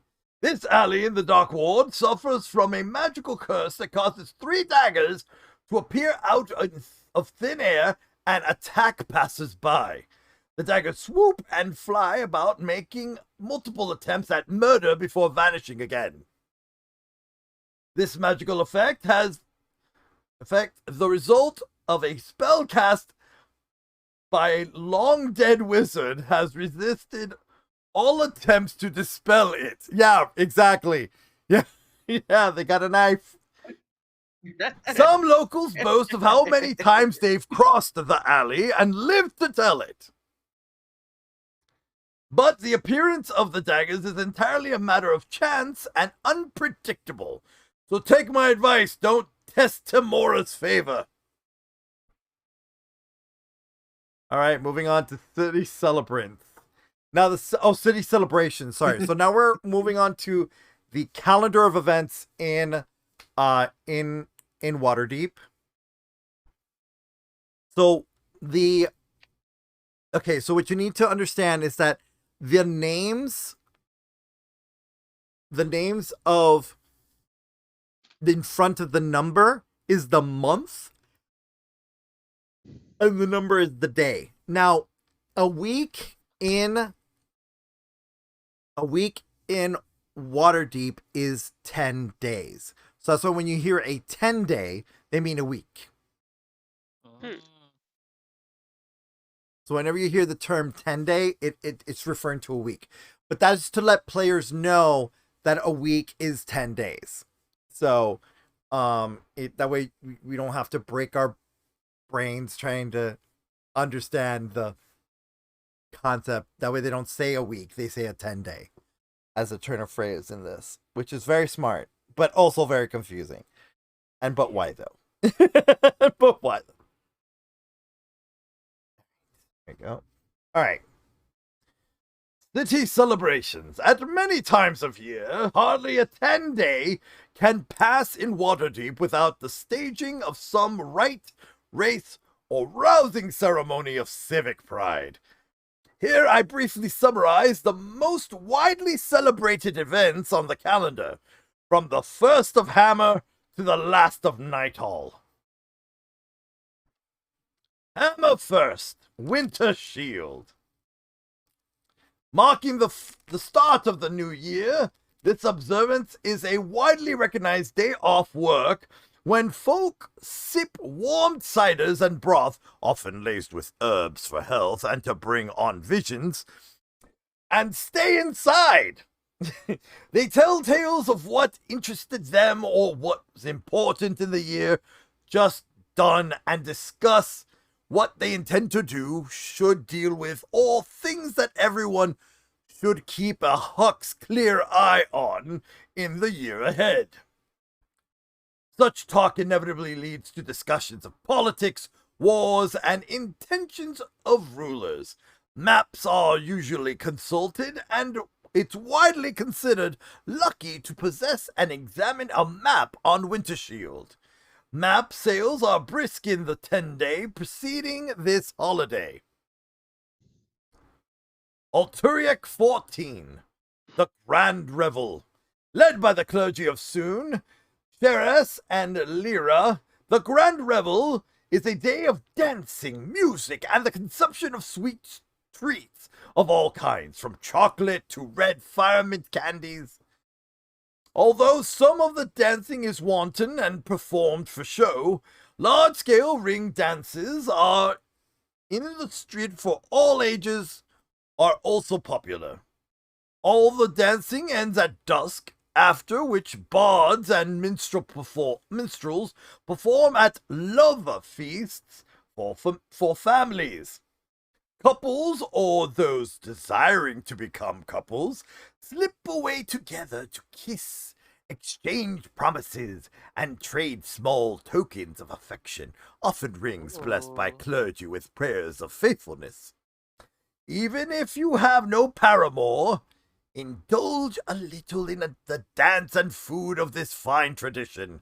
The night might be cold, but your heart will be warmed. Ches first, Risen Tertide. Ryestertide. There we go. Ryestertide. That's correct. Ryestertide.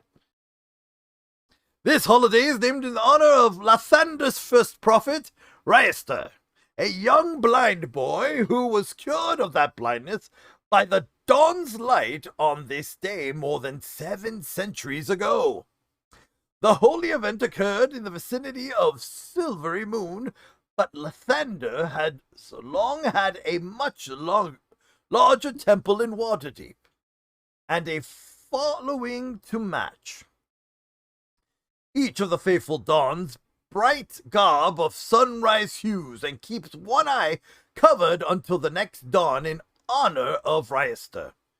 If you want to feel like a local, catch the eye of any celebrant you see and wink. Fine friendships have grown from far less You mean I get to wink at people with one eye? Yes. That's so weird. Yes. Says 19. Fey Day. The veil between this world and the fairy realm of the Feywild is thought to be weak on this day. Though this phenomenon provokes caution in rural areas, with folk avoiding woodlands, putting offerings of food on doorsteps, and the like, it is an occasion of much drinking, singing, and dancing in Waterdeep. The wealthy host elaborate masked balls, while poorer folk don costumes of their own, make and travel door to door, gaining brief entry into celebrations in exchange for performing a song or a short play.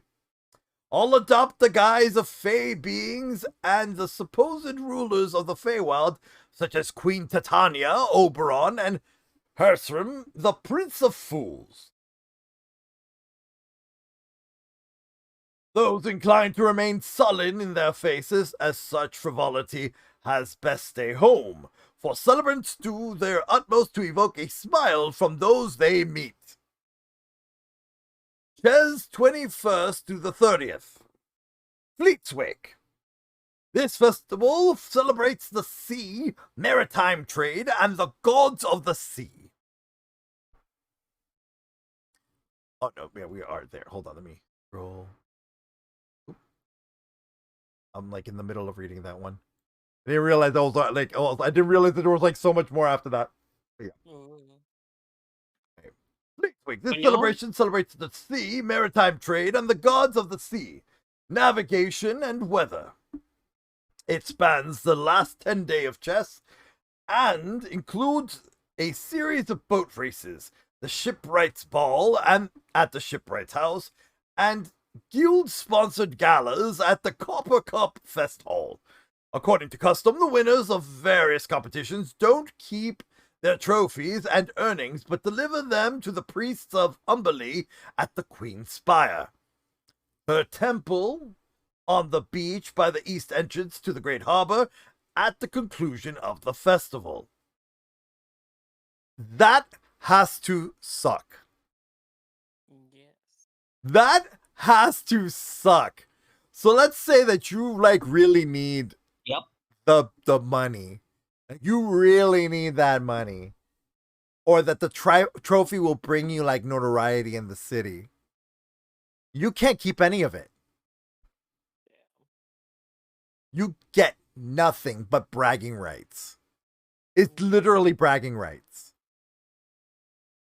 It seems like that, yeah. And then you basically are counted as, oh, you donated. Bitch, I didn't have a choice. That's not really donating. That's like, you got robbed by the church. I mean, seems legit. I mean, that is what it sounds like to me, and I was just like, yeah, that is a little bit stingy. I'm like, all right, let's keep reading. The last 2 days of Fleetwig are the occasion of the Pharisees Festival. During this time, there is much feasting on seafood. The harbor is strewn with flower petals, and the city guards go from tavern to tavern collecting offerings for Umberlee. Collection boxes also appear at large festival gatherings. Upon sunset on the final day, the collected coin is placed in chests and dumped into the deepest part of the harbor. What? Are you kidding me? Are you kidding us? Are you kidding? That's a waste of a hoard.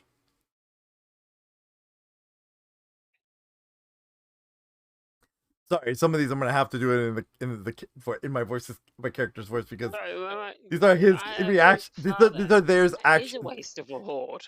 Yeah, it is a waste of a hoard. Dragon, this is a waste of a hoard. What the? Agreed. Dumping it into the deepest part of the harbor? That sounds like something from El Dorado. You just chuck money. Might as well melt it. Then you're a god. Might as well melt it. I think Binary would have some nice green eyes of avarice if he had that you just dumping all that in one location. Jeez. I mean, Just emerald green, just like, I'm gonna go get that now and show how you're supposed to look after it. like, that's such a waste, but let's just keep reading. Let's keep reading. There must be a reason for this. There's gotta be a reason why they dump it into the deepest part of the harbor. There is none. We'll see. We'll see. There probably is none, but that's... Oh my god. This festival has existed in a number of forms since the first trade meets occurred here more than 2 millennia ago, and an uncountable amount of wealth remains sunken in what has been known as Umberlee's cache. The area is closely watched by merfolk guardians whose standing orders are to kill anyone attempting to disturb it. Rumors abound that the chests have magical protections. One story tells of thieves who stole some of the collection years ago and tried to leave the city under false pretenses, only to see a squall spring up as soon as their ship left the harbor. A huge wave shaped like a hand swept the thieves overboard, but spared the ship and its crew.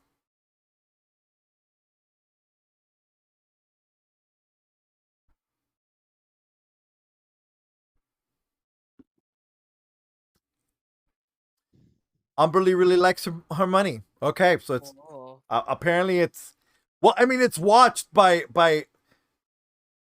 merfolk, so it's got a purpose then.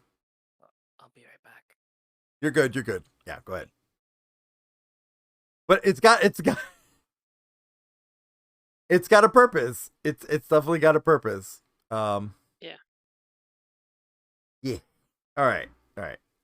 So there we go. There's the explanation for that one. So it's not technically weighted. It's just. It's a guarded treasure. It's a guarded religious treasure. Yeah. Is what it is. Yeah. Yeah, let's try this metallic blue Sharpie I got. And I see that it's basically to keep it just ties everybody's money together, which I can see the symbolic nature of that it's everybody's money. Like it doesn't matter what station you're at, everybody's money is in this tradition. I can only imagine how mountainous this has to be, because if this is millennia of tradition of dumping a chest full of coin, full of freaking coin. Yep. Well, sure, this goddess isn't a dragon in disguise. Probably. Umberlee has got to be a dragon. Hey, I got a free. Look, she's got a free horde. This goddess has a free horde. I mean, look, she's got a horde that delivers. She's got a horde that delivers. Yeah, because nobody else can touch it. Like, she didn't have to worry about it. Horde comes to her. Literally. All right, here you go. Tarsak 1, 1st through 10th. Walking Tide. Oh, Walking Tide. Yeah, cute. Walking Tide. This festival has long gathered a number of older holidays under one name, stretching those celebrations into a holiday season that lasts a 10-day. Among the rituals in homage to the goddess of wealth and trade are these. Oh god! Oh goodness! It breaks it down. Here we go. Caravans Tarsak first. This gift-giving holiday commemorates the tradition arrival of the first caravans of the season into the city. Many parents hide gifts for their offspring in their homes, telling them that they were left by old Old Carvis, a mythical peddler who arrived with the first caravan to reach Waterdeep, his wagon loaded down with toys for children to enjoy. Why is this sounding like Valentine's Day, Halloween,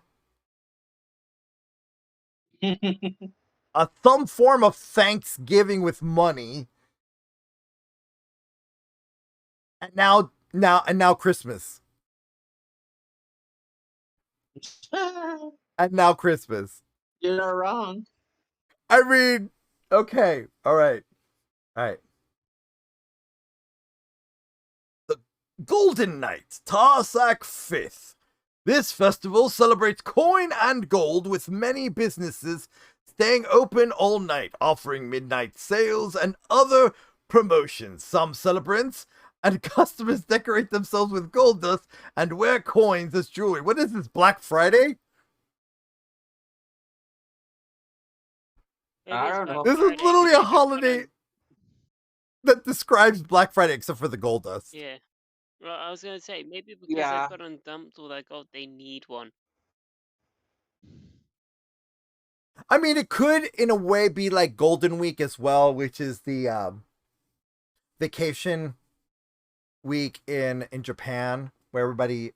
I think, I don't know if it's just Japan, but in Japan there's 1 week in summer where everybody goes on vacation. It's called Golden Week. That's where a lot of the movie premieres come out. It's where everybody takes their family vacations and stuff like that. Is called Golden Week. It's also when during Golden Week, that's also when the biggest discounts come out and stuff like that. So technically it sounds the same. Guilds meet, Tarsak 7th. On this holiday, guild members gather in their halls for the announcement of new policies and a celebration of business concluded for the year. These gatherings culminate in a gala festival and dance sponsored by several guilds, which lasts from dusk till dawn and overruns the market, the censure, and the Field of Triumph, and all areas in between. That sounds like Mardi Gras, but with work. It's like office parties with Mardi Gras. Ish. What do you think? I have no idea, personally. It sounds like Mardi Gras, in a way, with the party spilling out to the streets and stuff like that. But yeah, I mean, it has like a Mardi Gras feel to it, and yeah, I don't know. Anyway, Leruin, Tarsak 10th. Sorry, Tarsak 10th. In times long past, Joaquin caught Lyra, the goddess of illusions and deception, attempting to cheat her in a deal, and buried her under a mountain of molten gold as punishment. Damn! In commemoration of that event, Leruin is the day for guild members to pay their annual dues and for guild masters to meet with the lords of Waterdeep and renew their charters for another year. What is this, tax day? Okay, you know what? Whatever works for the city.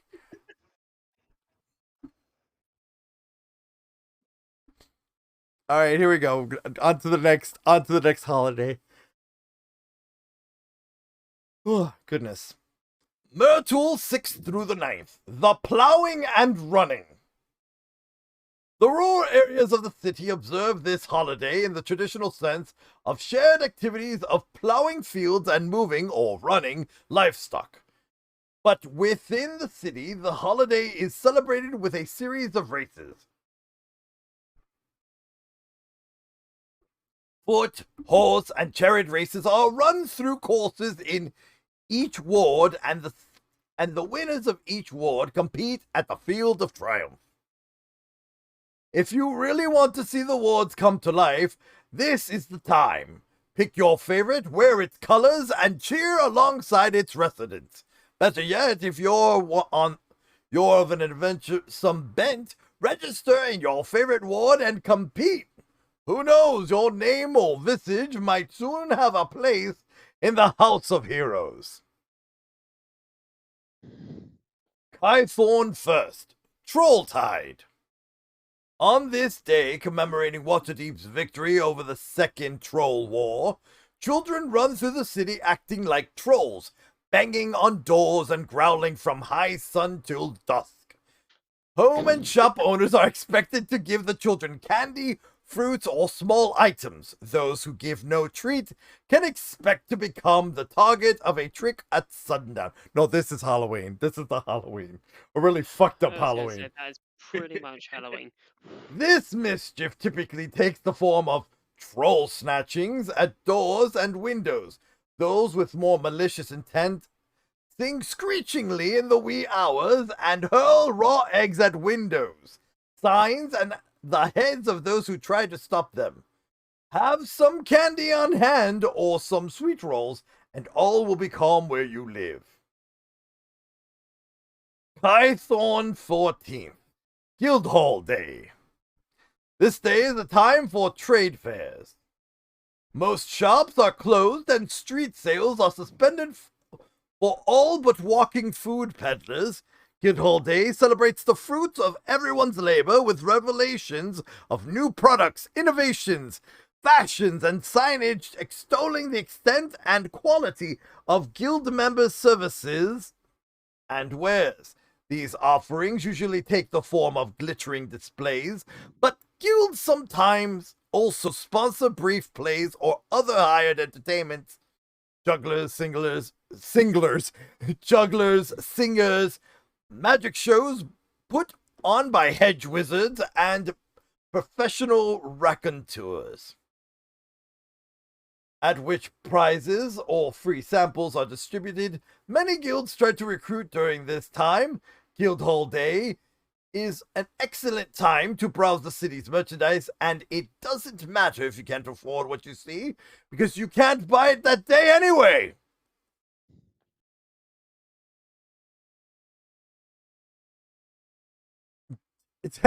That sounds like E3.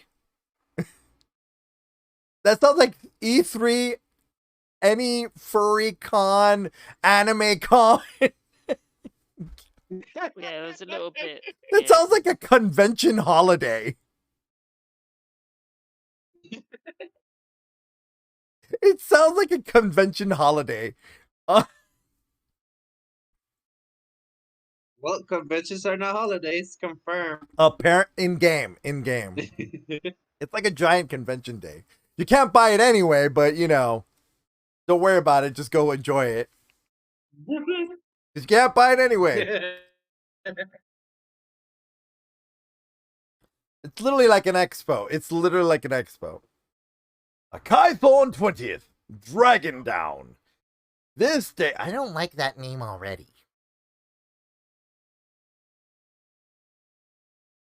I'm concerned. All right, here we go. Now to my character reading it. This day is Kythorn. This day in Kythorn is celebrated with bonfires and rituals to tame or drive down dragons. In Waterdeep, the celebrants take the form of parades that center around effigies built of wood and cloth and filled with straw. Each effigy is named and has a traditional depiction, for it represents one of a handful of dragons the city square near where the dragon was defeated or driven off. The enormous effigy is burned. Are you kidding me? The height of the celebration comes when the effigy of Kistarianth the Red is burned on the slopes of Mount Waterdeep. A Dracolich version of Kistarianth is then carried up the slopes and burned as well. These proceedings symbolize the defeat of Kistarianth first by the paladin Aethar, and again decades later by his son Piergarin. Tradition dictates that the winners of the race during the plowing and running take the role of the dragon slayers, with the champion of the chariot race representing Aethar and the champion of the horse race playing Piergarin.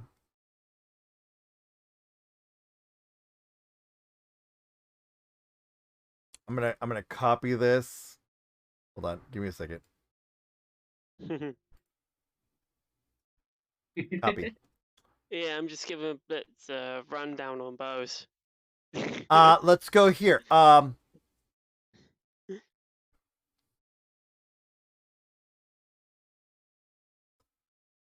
Do not be in Waterdeep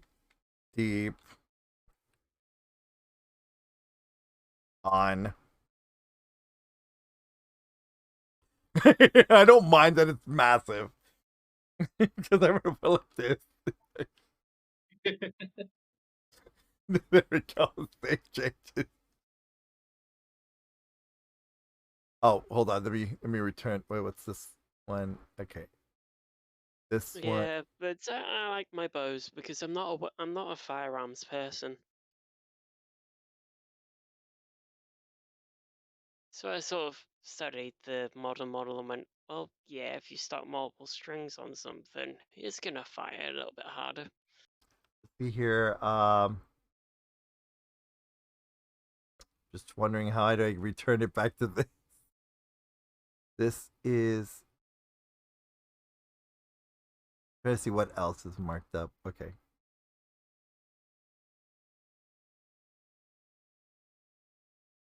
No bold. And I guess we're gonna put this one as normal. Back to normal. And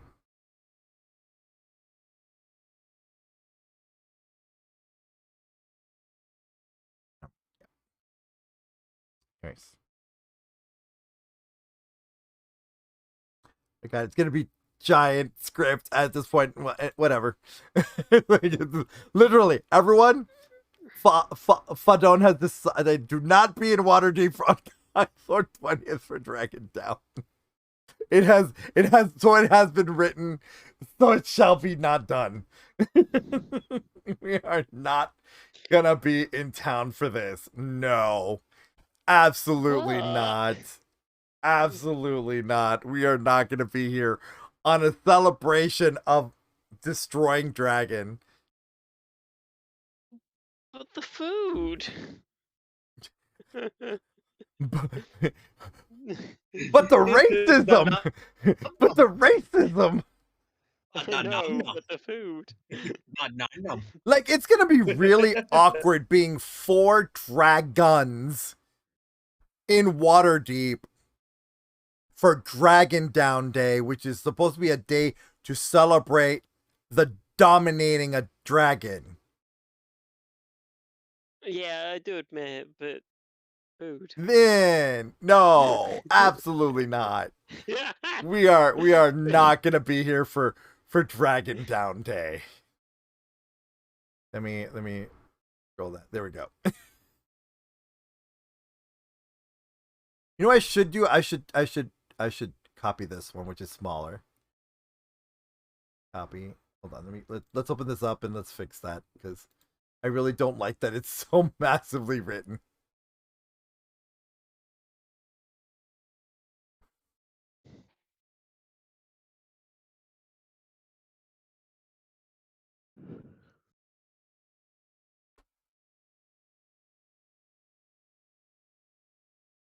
There we go. Poor Fa. Poor Fahdon. Don't you want to hug him right now? Poor baby. It's just like horrified. Absolutely horrified. Like, what are these? Why? Alright, so here we go. Flame rule. Alright, flame rule first. Founders Day. This day commemorates the birth of the city. The Field of Triumph is the site of illusory displays that chronicle the history of Waterdeep, as well as martial exhibitions by the guard and other worthies. Many fest halls sponsor Founders Day's costumes contests, with prizes going to those who wear the best recreations of the garb of historical personages. That sounds like LARP day, like a cosplay history day. Anyways, Once banned as frivolous and distracting, the practice of veiling Castle Waterdeep with an illusion has been reinstated. Several mages come together to produce the effect which seemingly transforms the castle into the ancient log fortress of Namur.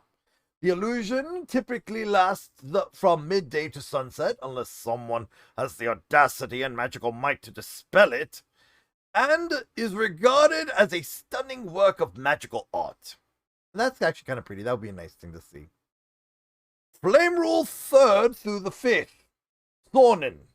Thornin is a festival of both Joaquin and Lathander, and is used for planning business making treaties and agreements, and receiving envoys from unknown lands and traditional foes.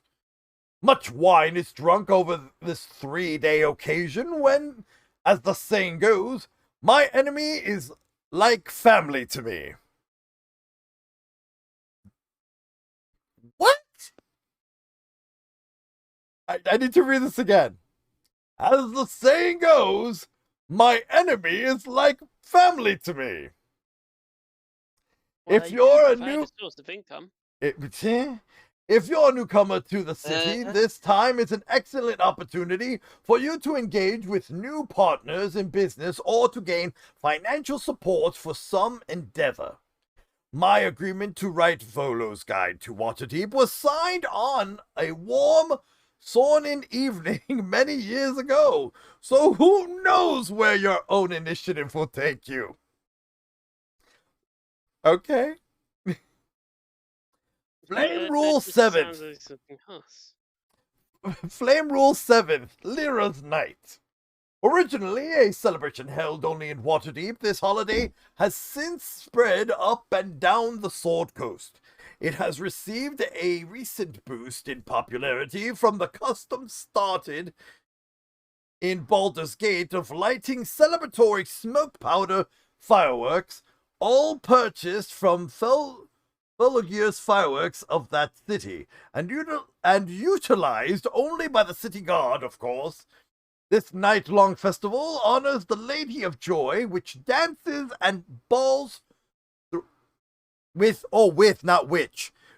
dances and balls throughout the night. Pink beverages, ranging from healthy juices to deadly strong intoxicants, are imbibed. The boom and crackle of smoke powder explosions go off all night long, so you might as well stay up with the locals and enjoy the show.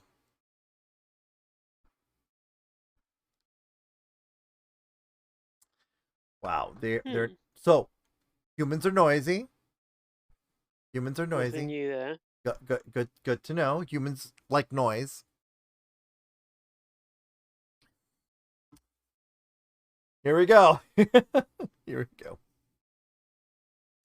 Latest first, a Garen's Day. Many small rituals are held throughout this day, dedicated to honoring the first Open Lord. The Lords of Waterdeep toast a Garen and the Watchful Order, and Guildmasters toast the Lords in a Garen's name.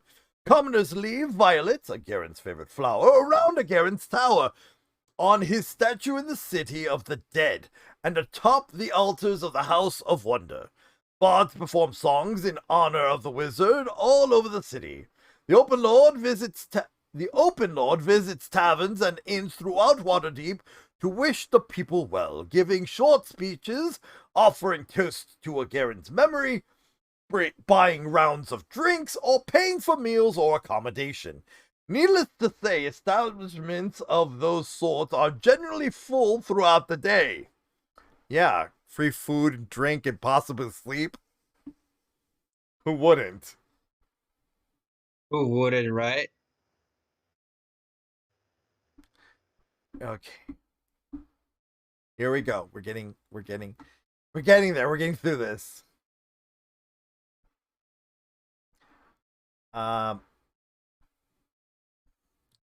Which I went to look. I meant to go here. Oh, this is the last thing. Okay, cool. We might be finishing this. Everyone, we might be finishing it off today. Yay! We might be finishing this off today. Right now we're doing the holidays. I think it ends with the holidays. All right, here we go. Elaine 21st, Bright Swords. On this day, the City Guard, the City Navy, and the City Watch, all in glittering array, conduct parades, give demonstrations of martial skill, and stage mock battles. Those desiring to join their ranks are given a chance to demonstrate their prowess, usually with wooden practice weapons, in contest against veteran soldiers. Makers and vendors of weapons sell their wares openly in the markets. Experts who can hurl or juggle weapons show off their skills, and the wards compete in wrestling or boxing matches. The most anticipated part of the day is when horses are cleared from the field of triumph and the surrounding streets so that the Griffin Calvary can perform aerial displays over the crowds in the stadium. Members of the Watchful Order present the cavalry with illusory foes to fight, allowing the Griffin Riders to engage in thrilling battles as the people watch.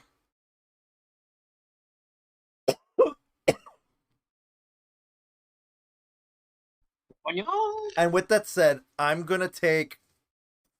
We now reach the month that the dragons have arrived into the city. Let's see here. Yeah.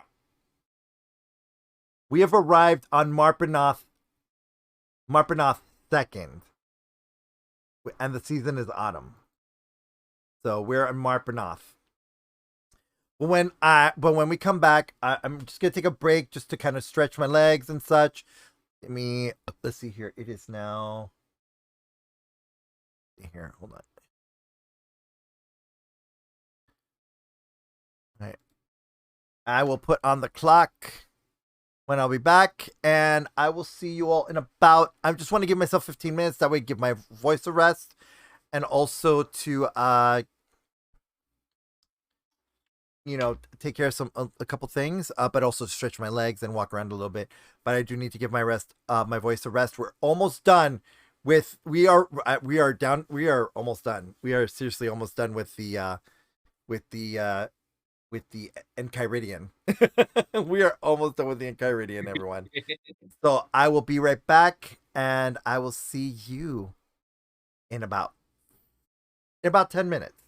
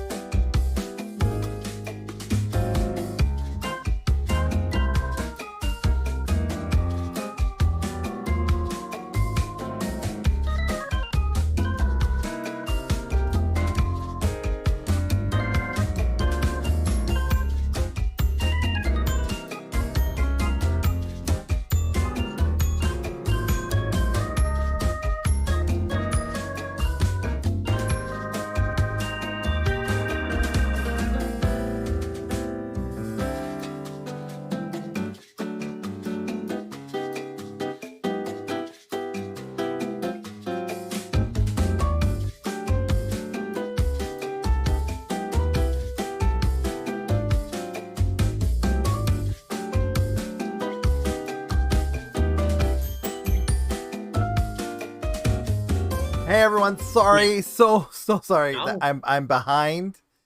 Ooh. Oh, I see Binary's gone. Yes. I see Binary had to leave. Oh, we're loading. We're having loading issues. Okay, because everybody's taking their time to load in. Okay. All right. Sorry, I had some things that I had to take care of. Some physicals that need to be attended to. So it is just Blizz and I. Hey, all right, and I do have my water with me here. And bacon. Oh, we have a bacon. Okay, cool. And of course, bacon pops in very immediately. Very easily, bacon pops in.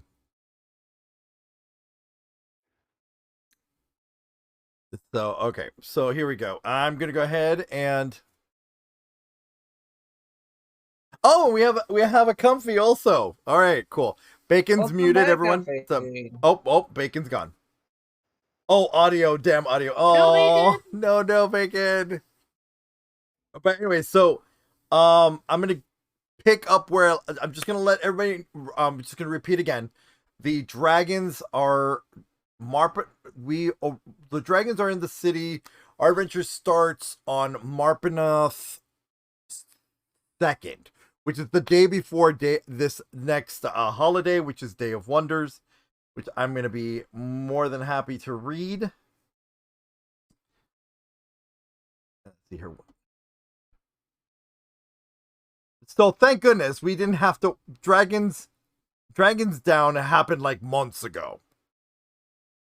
We don't have to worry about Dragons Down for a while. So here we go. All right. Marpenoth 3rd, Day of Wonders. The imaginative inventions of the Gondar are revealed on this day and paraded through the city. These devices range from something as humble as new cabinet hinges. Where is my... Okay, there it is.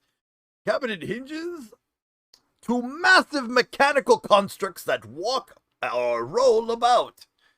Failure is the paramour of invention. Failure is the paramour of invention, though, meaning it is a rare year when there isn't some notable disruption of the celebration. The flying chair of Macho was one such recent oddity, a device that worked marvelously on the way up, but was incapable of descending. Macho was rescued by the Griffin Calvary, but his flying chair drifted away and was never seen again. Marpenoth 7th, Stoneshaw. Stoneshaw is an All Faiths Day during which folks strive not to be idle. Even children at play are encouraged to dig holes, build sandcastles, or construct crude models. Waterdevians considered Stoneshaw the best day of the year to begin construction of a building, either by digging out a cellar or laying a foundation. The common wisdom is that folk who undertake new projects on Stoneshare can expect blessings upon their works in the coming year, whereas individuals who do nothing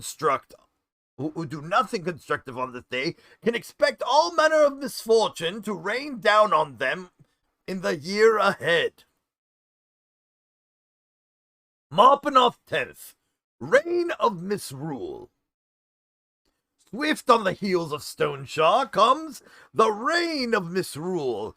This day honors Beshaba, goddess of misfortune.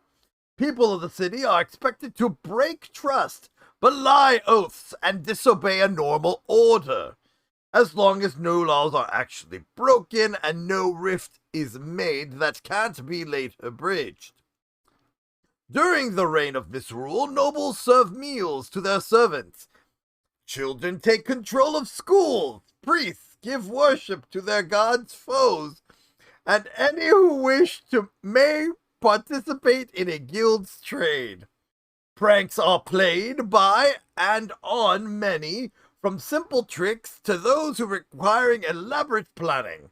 Sundown brings an end to the festivities, and most folks spend much of the night cleaning and reordering things for the following day. Many visitors decline to participate, but doing so often inspires misfortune rather than avoiding it. For fear of catching the bad luck of cynics, citizens do their best to avoid talking to anyone known to not have played along or dealing with them in any way until God's Day. So it's April Fool's.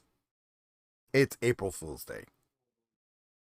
A very extreme April Fool's Day.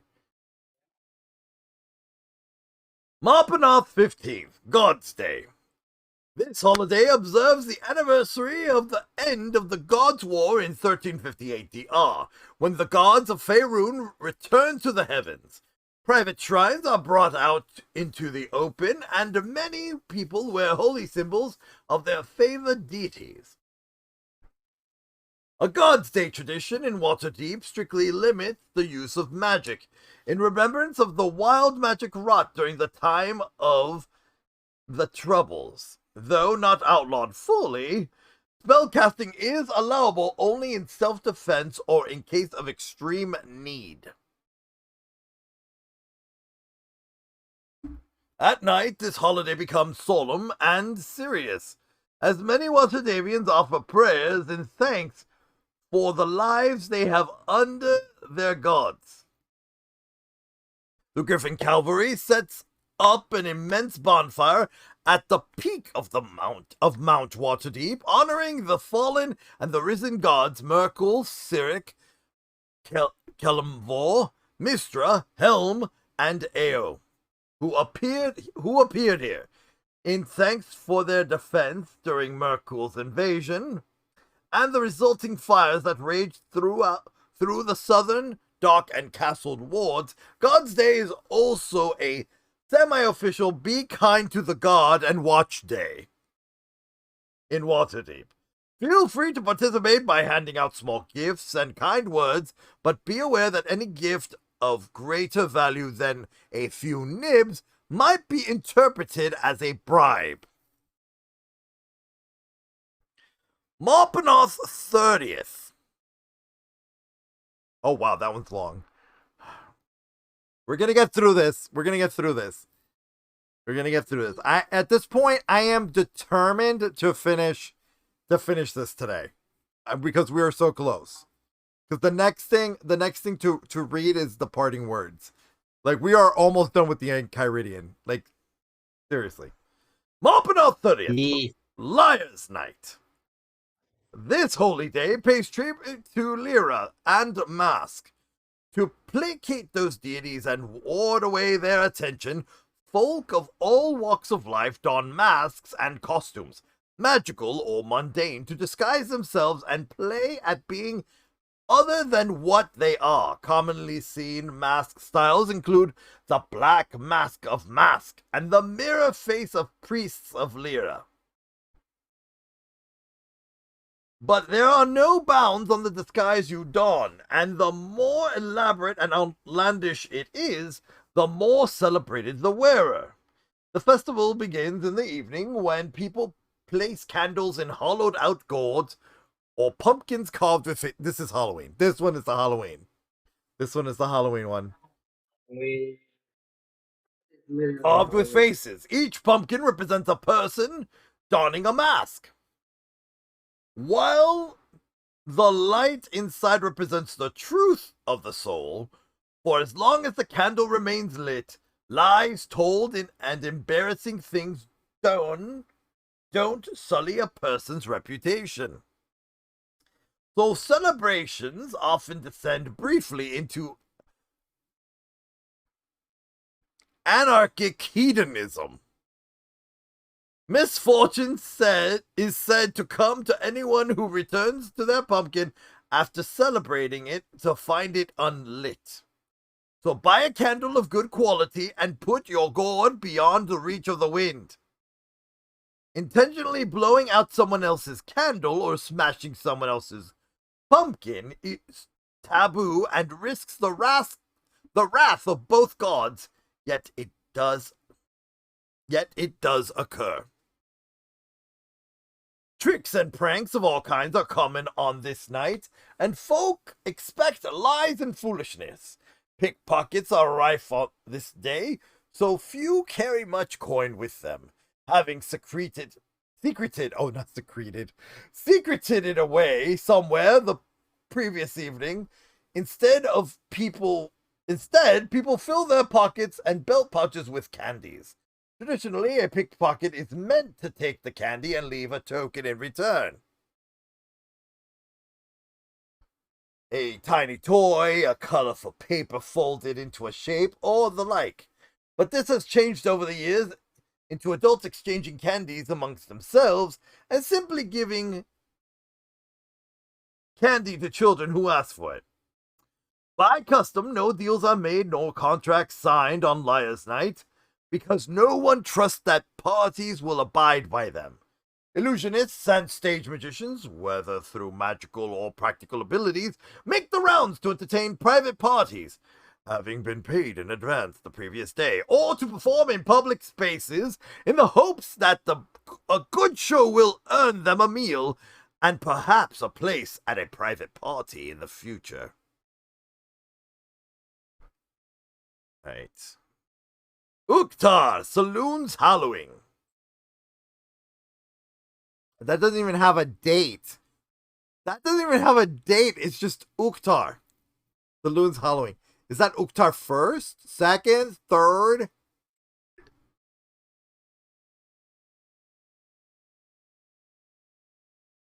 We're gonna need to do some research on this. We need to do some research.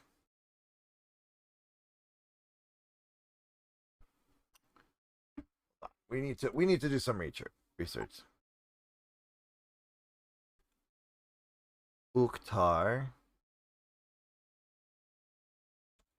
Loons.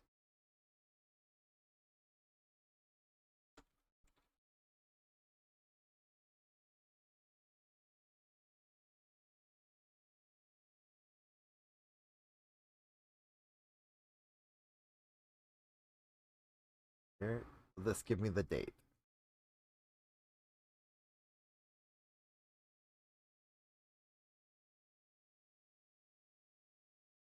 Okay. All right. So it doesn't have an actual date. This one does not have an actual date. That's why. Okay. That's why it's presented to us the way it is. Just making sure. Because I was like, there's a typo. There's a typo in this book. All right, here we go. Okay, let's continue reading this. All right. Uktar, Saloon's Halloween. On whatever night in Uktar the moon is fullest, Waterdevians celebrate Saloon's Halloween. The goddess is the focus of worship throughout the full phase, of course, but the major ceremony on this night is a parade of worshippers leaving the House of the Moon at moonrise and moving down to the harbor where the High Priestess wields the Wand of the Four Moons in a ceremony blessing all navigators. This holy relic is said to be the mace wielded by Saloon in her first battle against Shah, and again in a fight with her sister during the time of troubles. It miraculously appeared in Waterdeep after the Gods' War, and has since been the focus of many divine signs. You can view it in the House of Moon at other times of the year, but only from a well-guarded distance. If you're lucky, you might see the Wand of the Four Moons weep. Droplets said to be the tears of Saloon manifest on the mace from time to time and are collected by the priestesses for use in potions that can heal, cure lycanthropy, and be used as holy water. Salty tears. Welcome back, Bacon. I don't know if your microphone's working. Oh yeah, it is. Okay, good. Okay, good. All right, let me get through. I'm gonna get through this. I swear. I know I'm gonna get through this. We're on the last 3 holidays. Here we go. Uktar 20th, last sheaf. Sometimes called the Small Feast, this day of residential feasting is held in celebration of the year's bounty. Small gifts, traditionally hand kegs of ale, jars of preserves, or smoked fish and meats, are exchanged among neighbors, and last letters are gathered for carriage by ship captains and caravan merchants, so called because they are the last to leave the city before travel becomes difficult. Of Waterdeep's many celebrations, this one is perhaps the most relaxed and relaxing. Plan to spend a little extra on good food and enjoy a meal with those nearest to you, be they dearest hearts or folk across the hull or in the inn. So we have several celebrations that are Halloween-like. This one, we have a Black Friday type celebration. We have obviously a Valentine's. We have a full moon celebration, which is great. I love that. Yeah, Saloon's Halloween is the full moon celebration, basically.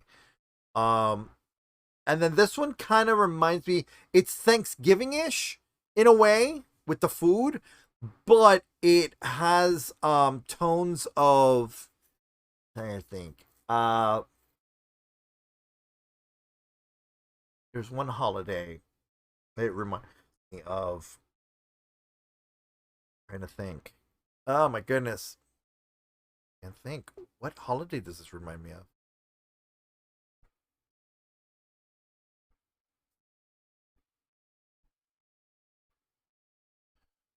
It's kind of sad because it's kind of like I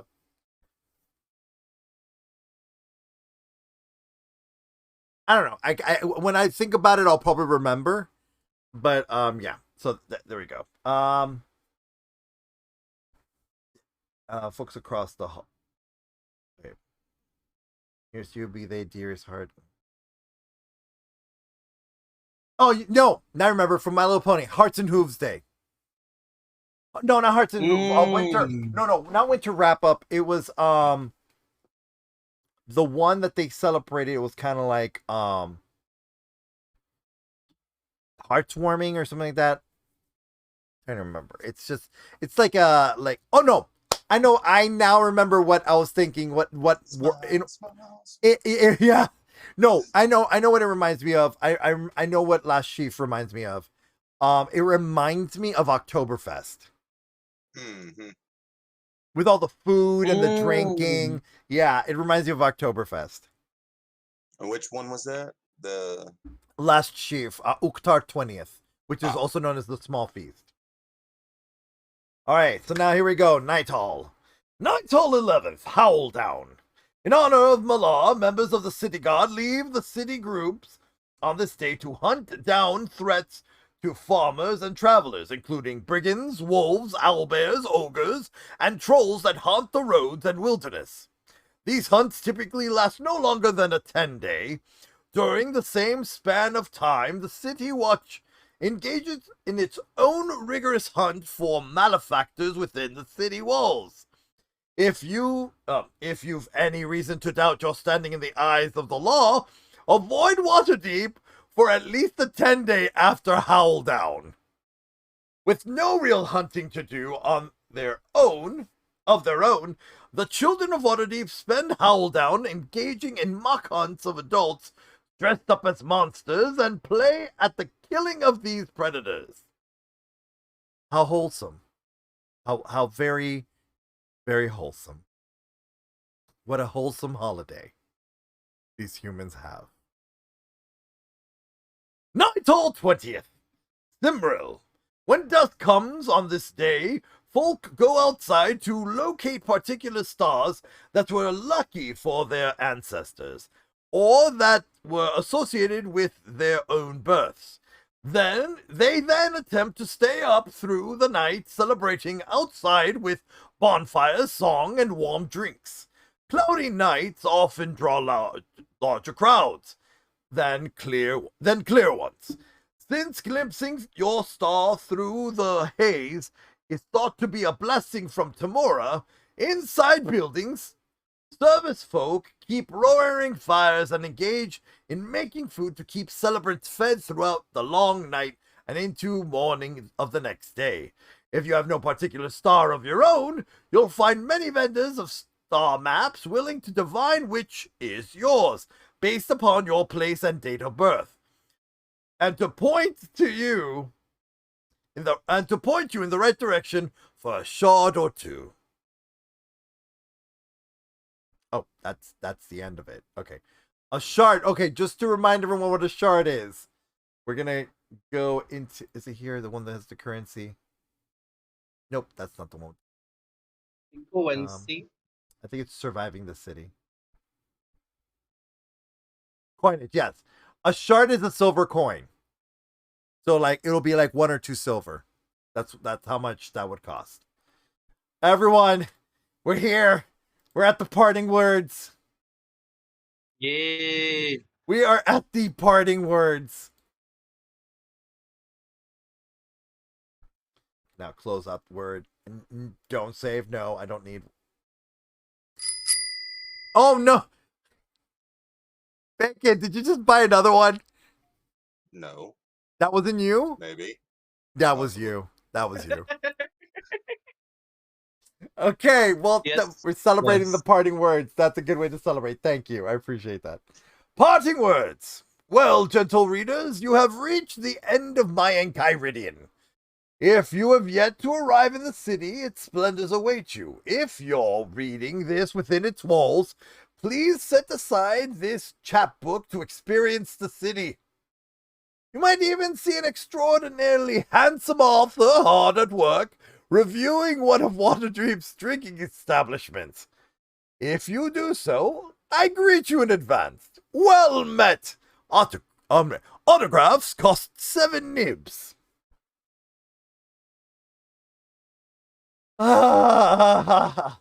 Members of the jury. Guilty. Damn it, you beat me to it. No, go ahead. Guilty. I don't care where you're at. Guilty. No. We're done. That was Volo's Waterdeep Enchiridion, and wow, with 30 minutes roughly to spare on the stream. I'm just gonna briefly introduce you all that haven't seen the characters that we have run into. Thank you, Roku. Thank you so much. Yeah, okay, by the way, nibs are copper coins, just so everybody knows. These basically, it's 7 copper for an autograph, is what Volo was saying.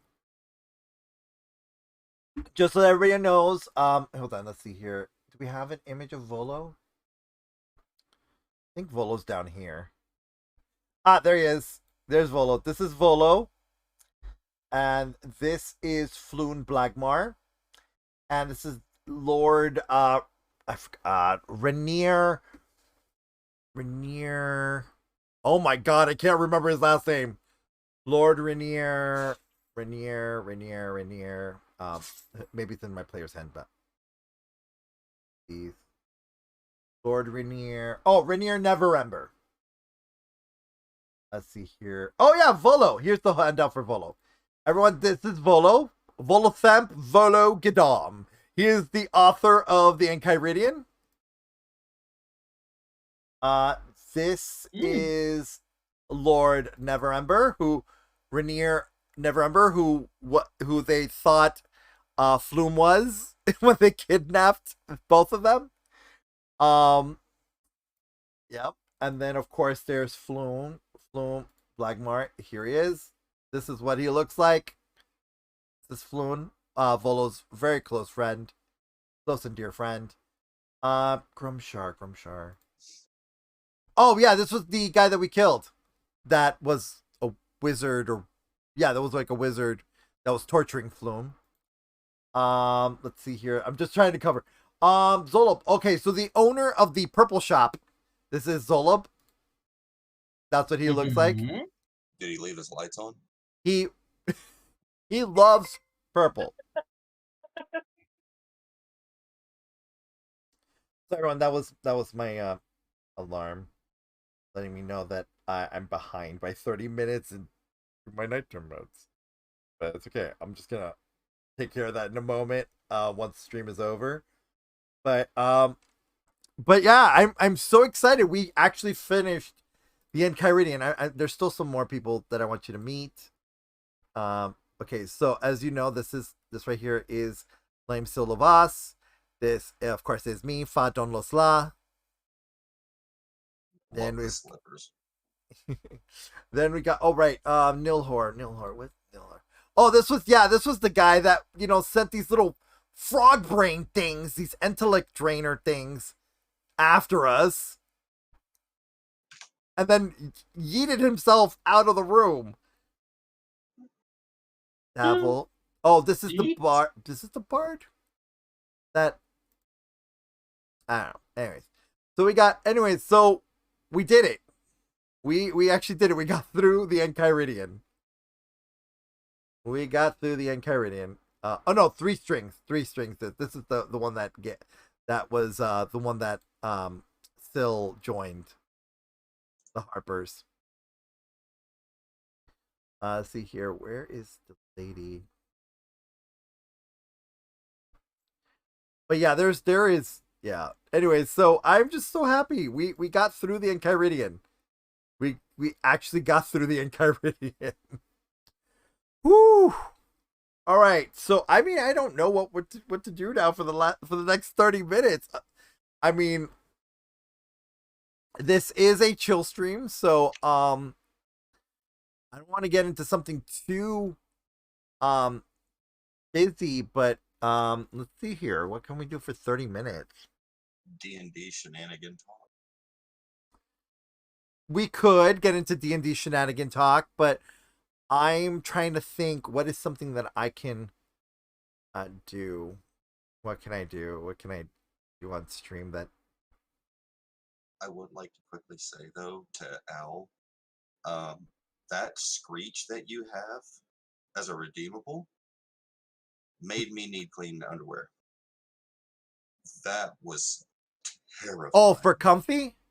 Yes, the other day I was playing my game and stuff, and it just came The out owl of screech?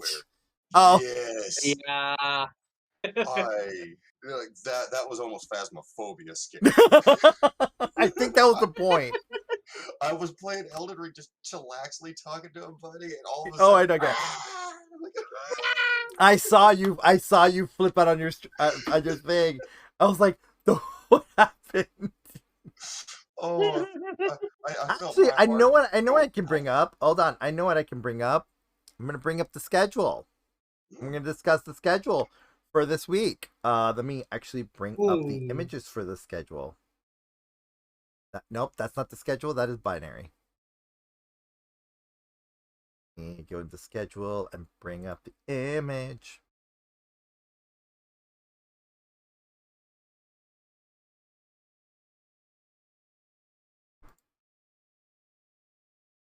Actually, hold on. I can actually go into a Discord and it'll be easier that way.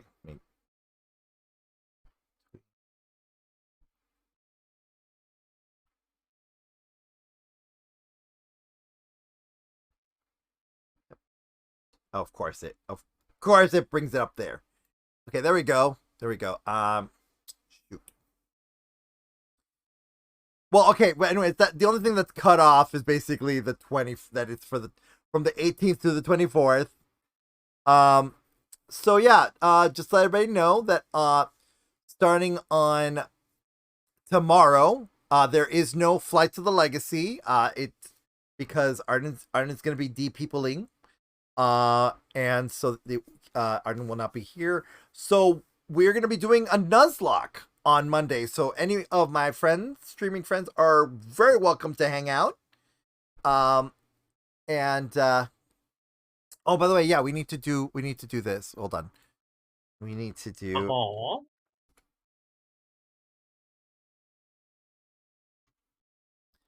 We need to do that. And do a little shout out for Bacon. Woo. And we're gonna And then a shout out for Roku.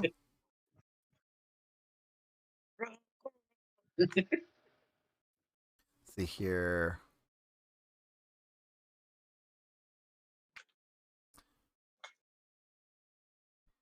Okay, and then after that, I'm just waiting for it to go down. There you go. And then one for Roku. Oh, what were you playing there, Roku? Is that Kirby? Yes. Look like little ducklings, like Kirby's being a duck. You are so very welcome, Roku. Also, okay, but again, Nuzlocke, will the will the Pokemon named after my streaming friends survive? Will Roku evolve into a Torterra? Or will I cry in his defeat? Will will all these Pokemon survive? But yeah, Monday is gonna be Nuzlocke. Tuesday is gonna be Tuesday's going to be oh right, you don't know.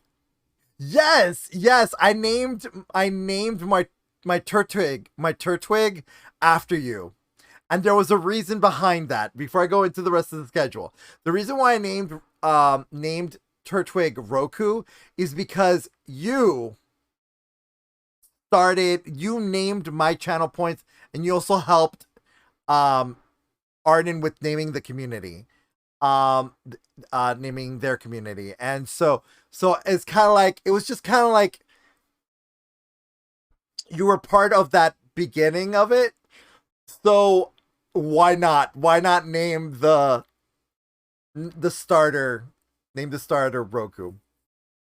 I will bring up in just a moment the starters, the picture of the starters in just a moment. But yeah. So yeah, Nuzlocke is on Monday. Hopefully you'll survive. Hopefully all the Pokemon survive. Hopefully. You did survive your first gym battle. I will say that. The first gym battle did survive. Tuesday is the Real Dragons of Waterdeep. And that's gonna be going as normally scheduled. Wednesday is Furdew Valley with Akaros, the comfy owl, who's over my shoulder. And silent. I thought you were gonna say something because that was your cue. Comfy. Comfy. Hello? Was I Oh, muted? your microphone's working now. Okay. Oh my god. I was saying a lot of things. My goodness. I said hoot hoot. Okay.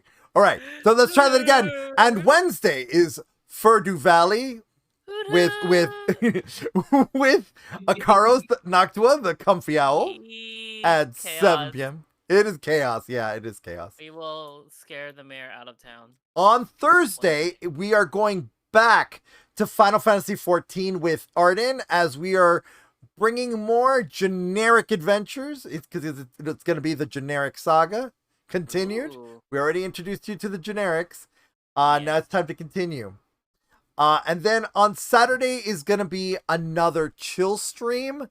We might actually try and finish on that. I haven't decided yet. I'm going to have to now pick something because we're done with the Enchiridion. I was giving myself an extra day to do the Enchiridion, but So Saturday is going to be another chill stream. We're probably going to read from 13 Secret Cities. I don't know yet. I'm going to have to figure it out. But now that we are, oh my god, we only have 20 minutes left. Wow, I finished that really quick. But yeah, this is from now on, I don't stream any of my Animal Crossing. I'm a little nervous to stream my Animal Crossing. I mean, you can do like an intro for a day for. I doing the don't dailies. know. I don't know if I want What's to. about your island, DB? Why It's are you not hiding that. your I feel a island? little embarrassed because other people's islands are like so amazing, and Are you mine is kidding? just like Are you kidding it's me? cute. DB. My DB, island's I've seen your- cute. It's Your okay. island is amazing. What It's the heck are you okay. talking about? What the It's heck? okay. My island DB's is okay. humble bragging, guys. DB's I'm just not being humble bragging. I really mine is DB's island is so my beautiful island and is amazing. shrugs. My island is shrugs.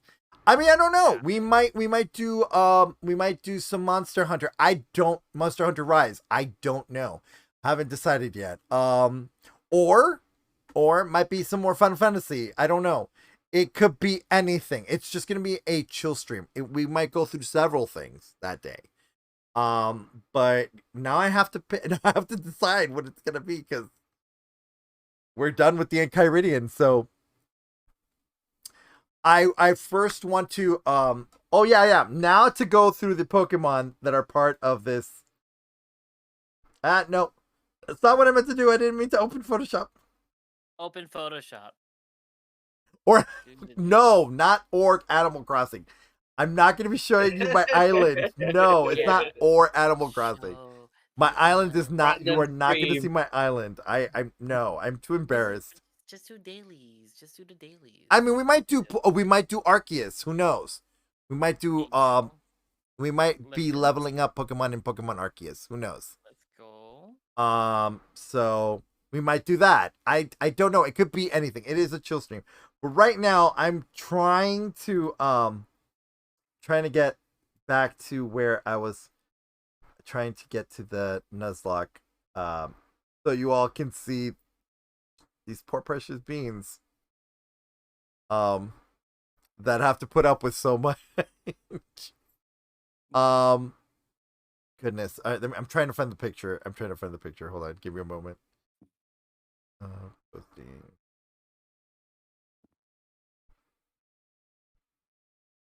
Oh, here it is. I'm gonna do something really weird for you guys. Hold on. Well, you can go to my island and trash talk how mediocre it is, Roku. No. No, Roku. No, I'm not gonna do that. All of that. All actually, hold on. I think I do have a beautiful. post. I do have a post that I posted about the Pokemon. All right, let's see here. We have. Let me see. I'm pretty sure it's here. Here it is. I do have it. Here we go. Yep. All right, there we go. These are all the Pokemon for Nuzlocke. So right here we have. This is Roku right here, the Turtwig.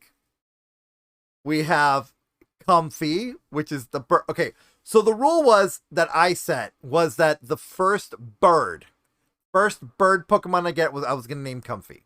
And then I said I wanted to be the third Pokemon that you get. Yeah, so it's both. funny. So here we go.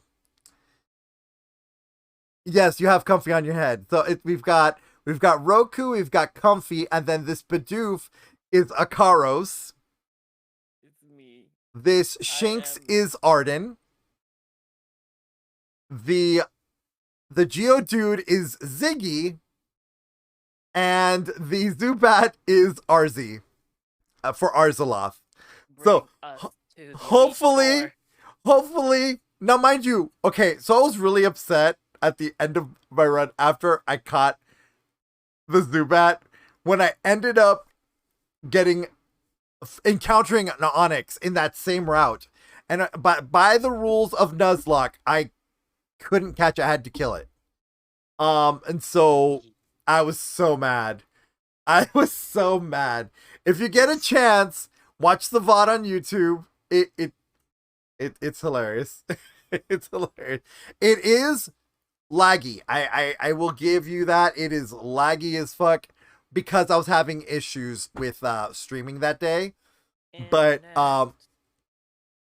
yeah, so I'm gonna leave you all with this Nuzlocke image, and so I wanna thank everyone that participated in this stream, including those that came to hang out. Bacon, God of Death, Binary Lightfall, Blizzard Dusk, and Akaros the Comfy Owl. And just want to thank you all so much for watching my protagonists, and I will see you tomorrow for Pokemon Brilliant Diamond Nuzlocke Part 2. So let's Let's go. No. Good night, everyone. Nah. Oh, don't forget to. Actually, you know what? Let's find someone to raid. Who are we gonna raid?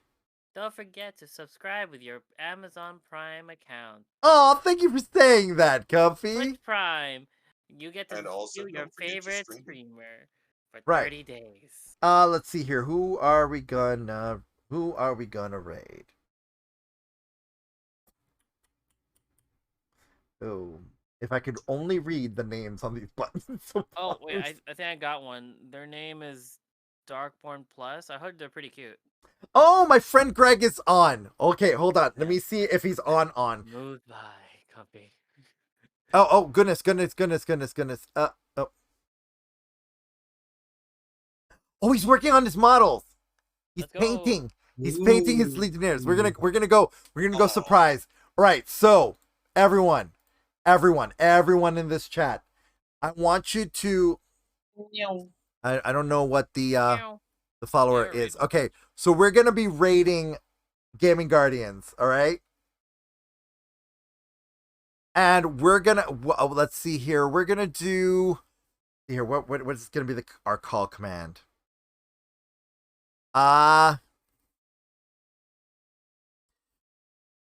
Just call it a Doki Doki Donut raid. Yeah. Do you not have like a raid message, TV? I don't have a raid message. I haven't come up with one that I liked. We're gonna start with. Hold on. Let me see here. Let's try the Darkborne 19 donuts. Somebody order a box of Doki Donut. Yeah. Isekai. Doki. Get Isekai. Doki Doki love. Oh yeah, Doki Donut. Yeah, Doki Doki With donuts. a Doki Doki raid. Doki Doki donut love raid. Love raid. Yeah. Ooh. I'm supposed to be. Yeah, and then we're gonna end it with Darkborne 19 heart. Okay. Let's So- go. Hold on, let me copy that. Oh my goodness. I can't copy it. Hold on. Controls. Maybe you can help me do it. Hold on, let me see here. I'm going to our chat here. Let's see if this comes out like this. Okay, cool. Yeah. Goodness. Oh no, it ended with the word. Dark Yeah. bow. Okay. Dark bow. Oh, V. Oh, I see.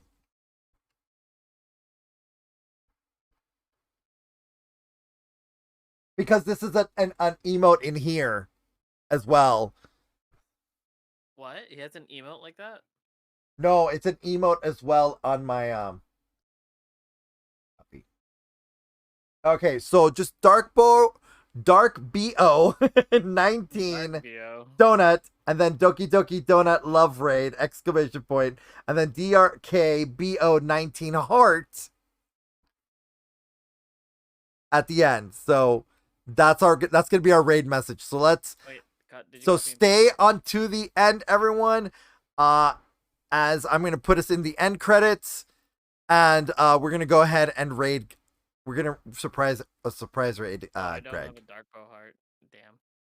I don't think I'm subscribed that much. Okay, so then just Doki Doki Donut Dark bow heart? Love Raid. Yeah. Don't. Oh wow, that's okay. So that was apparently my free one. Is the Doki Dark Bow 19 heart. I mean donut. Donut, yeah. Yeah. All right, so it's just Doki Doki Donut Love Raid with my emote of me holding the donut. Raid, Doki Doki don't raid, Doki Doki don't raid. No, don't Roku. raid. Roku. Donut raid. Donut. Not don't. Donut. Donut. Okay.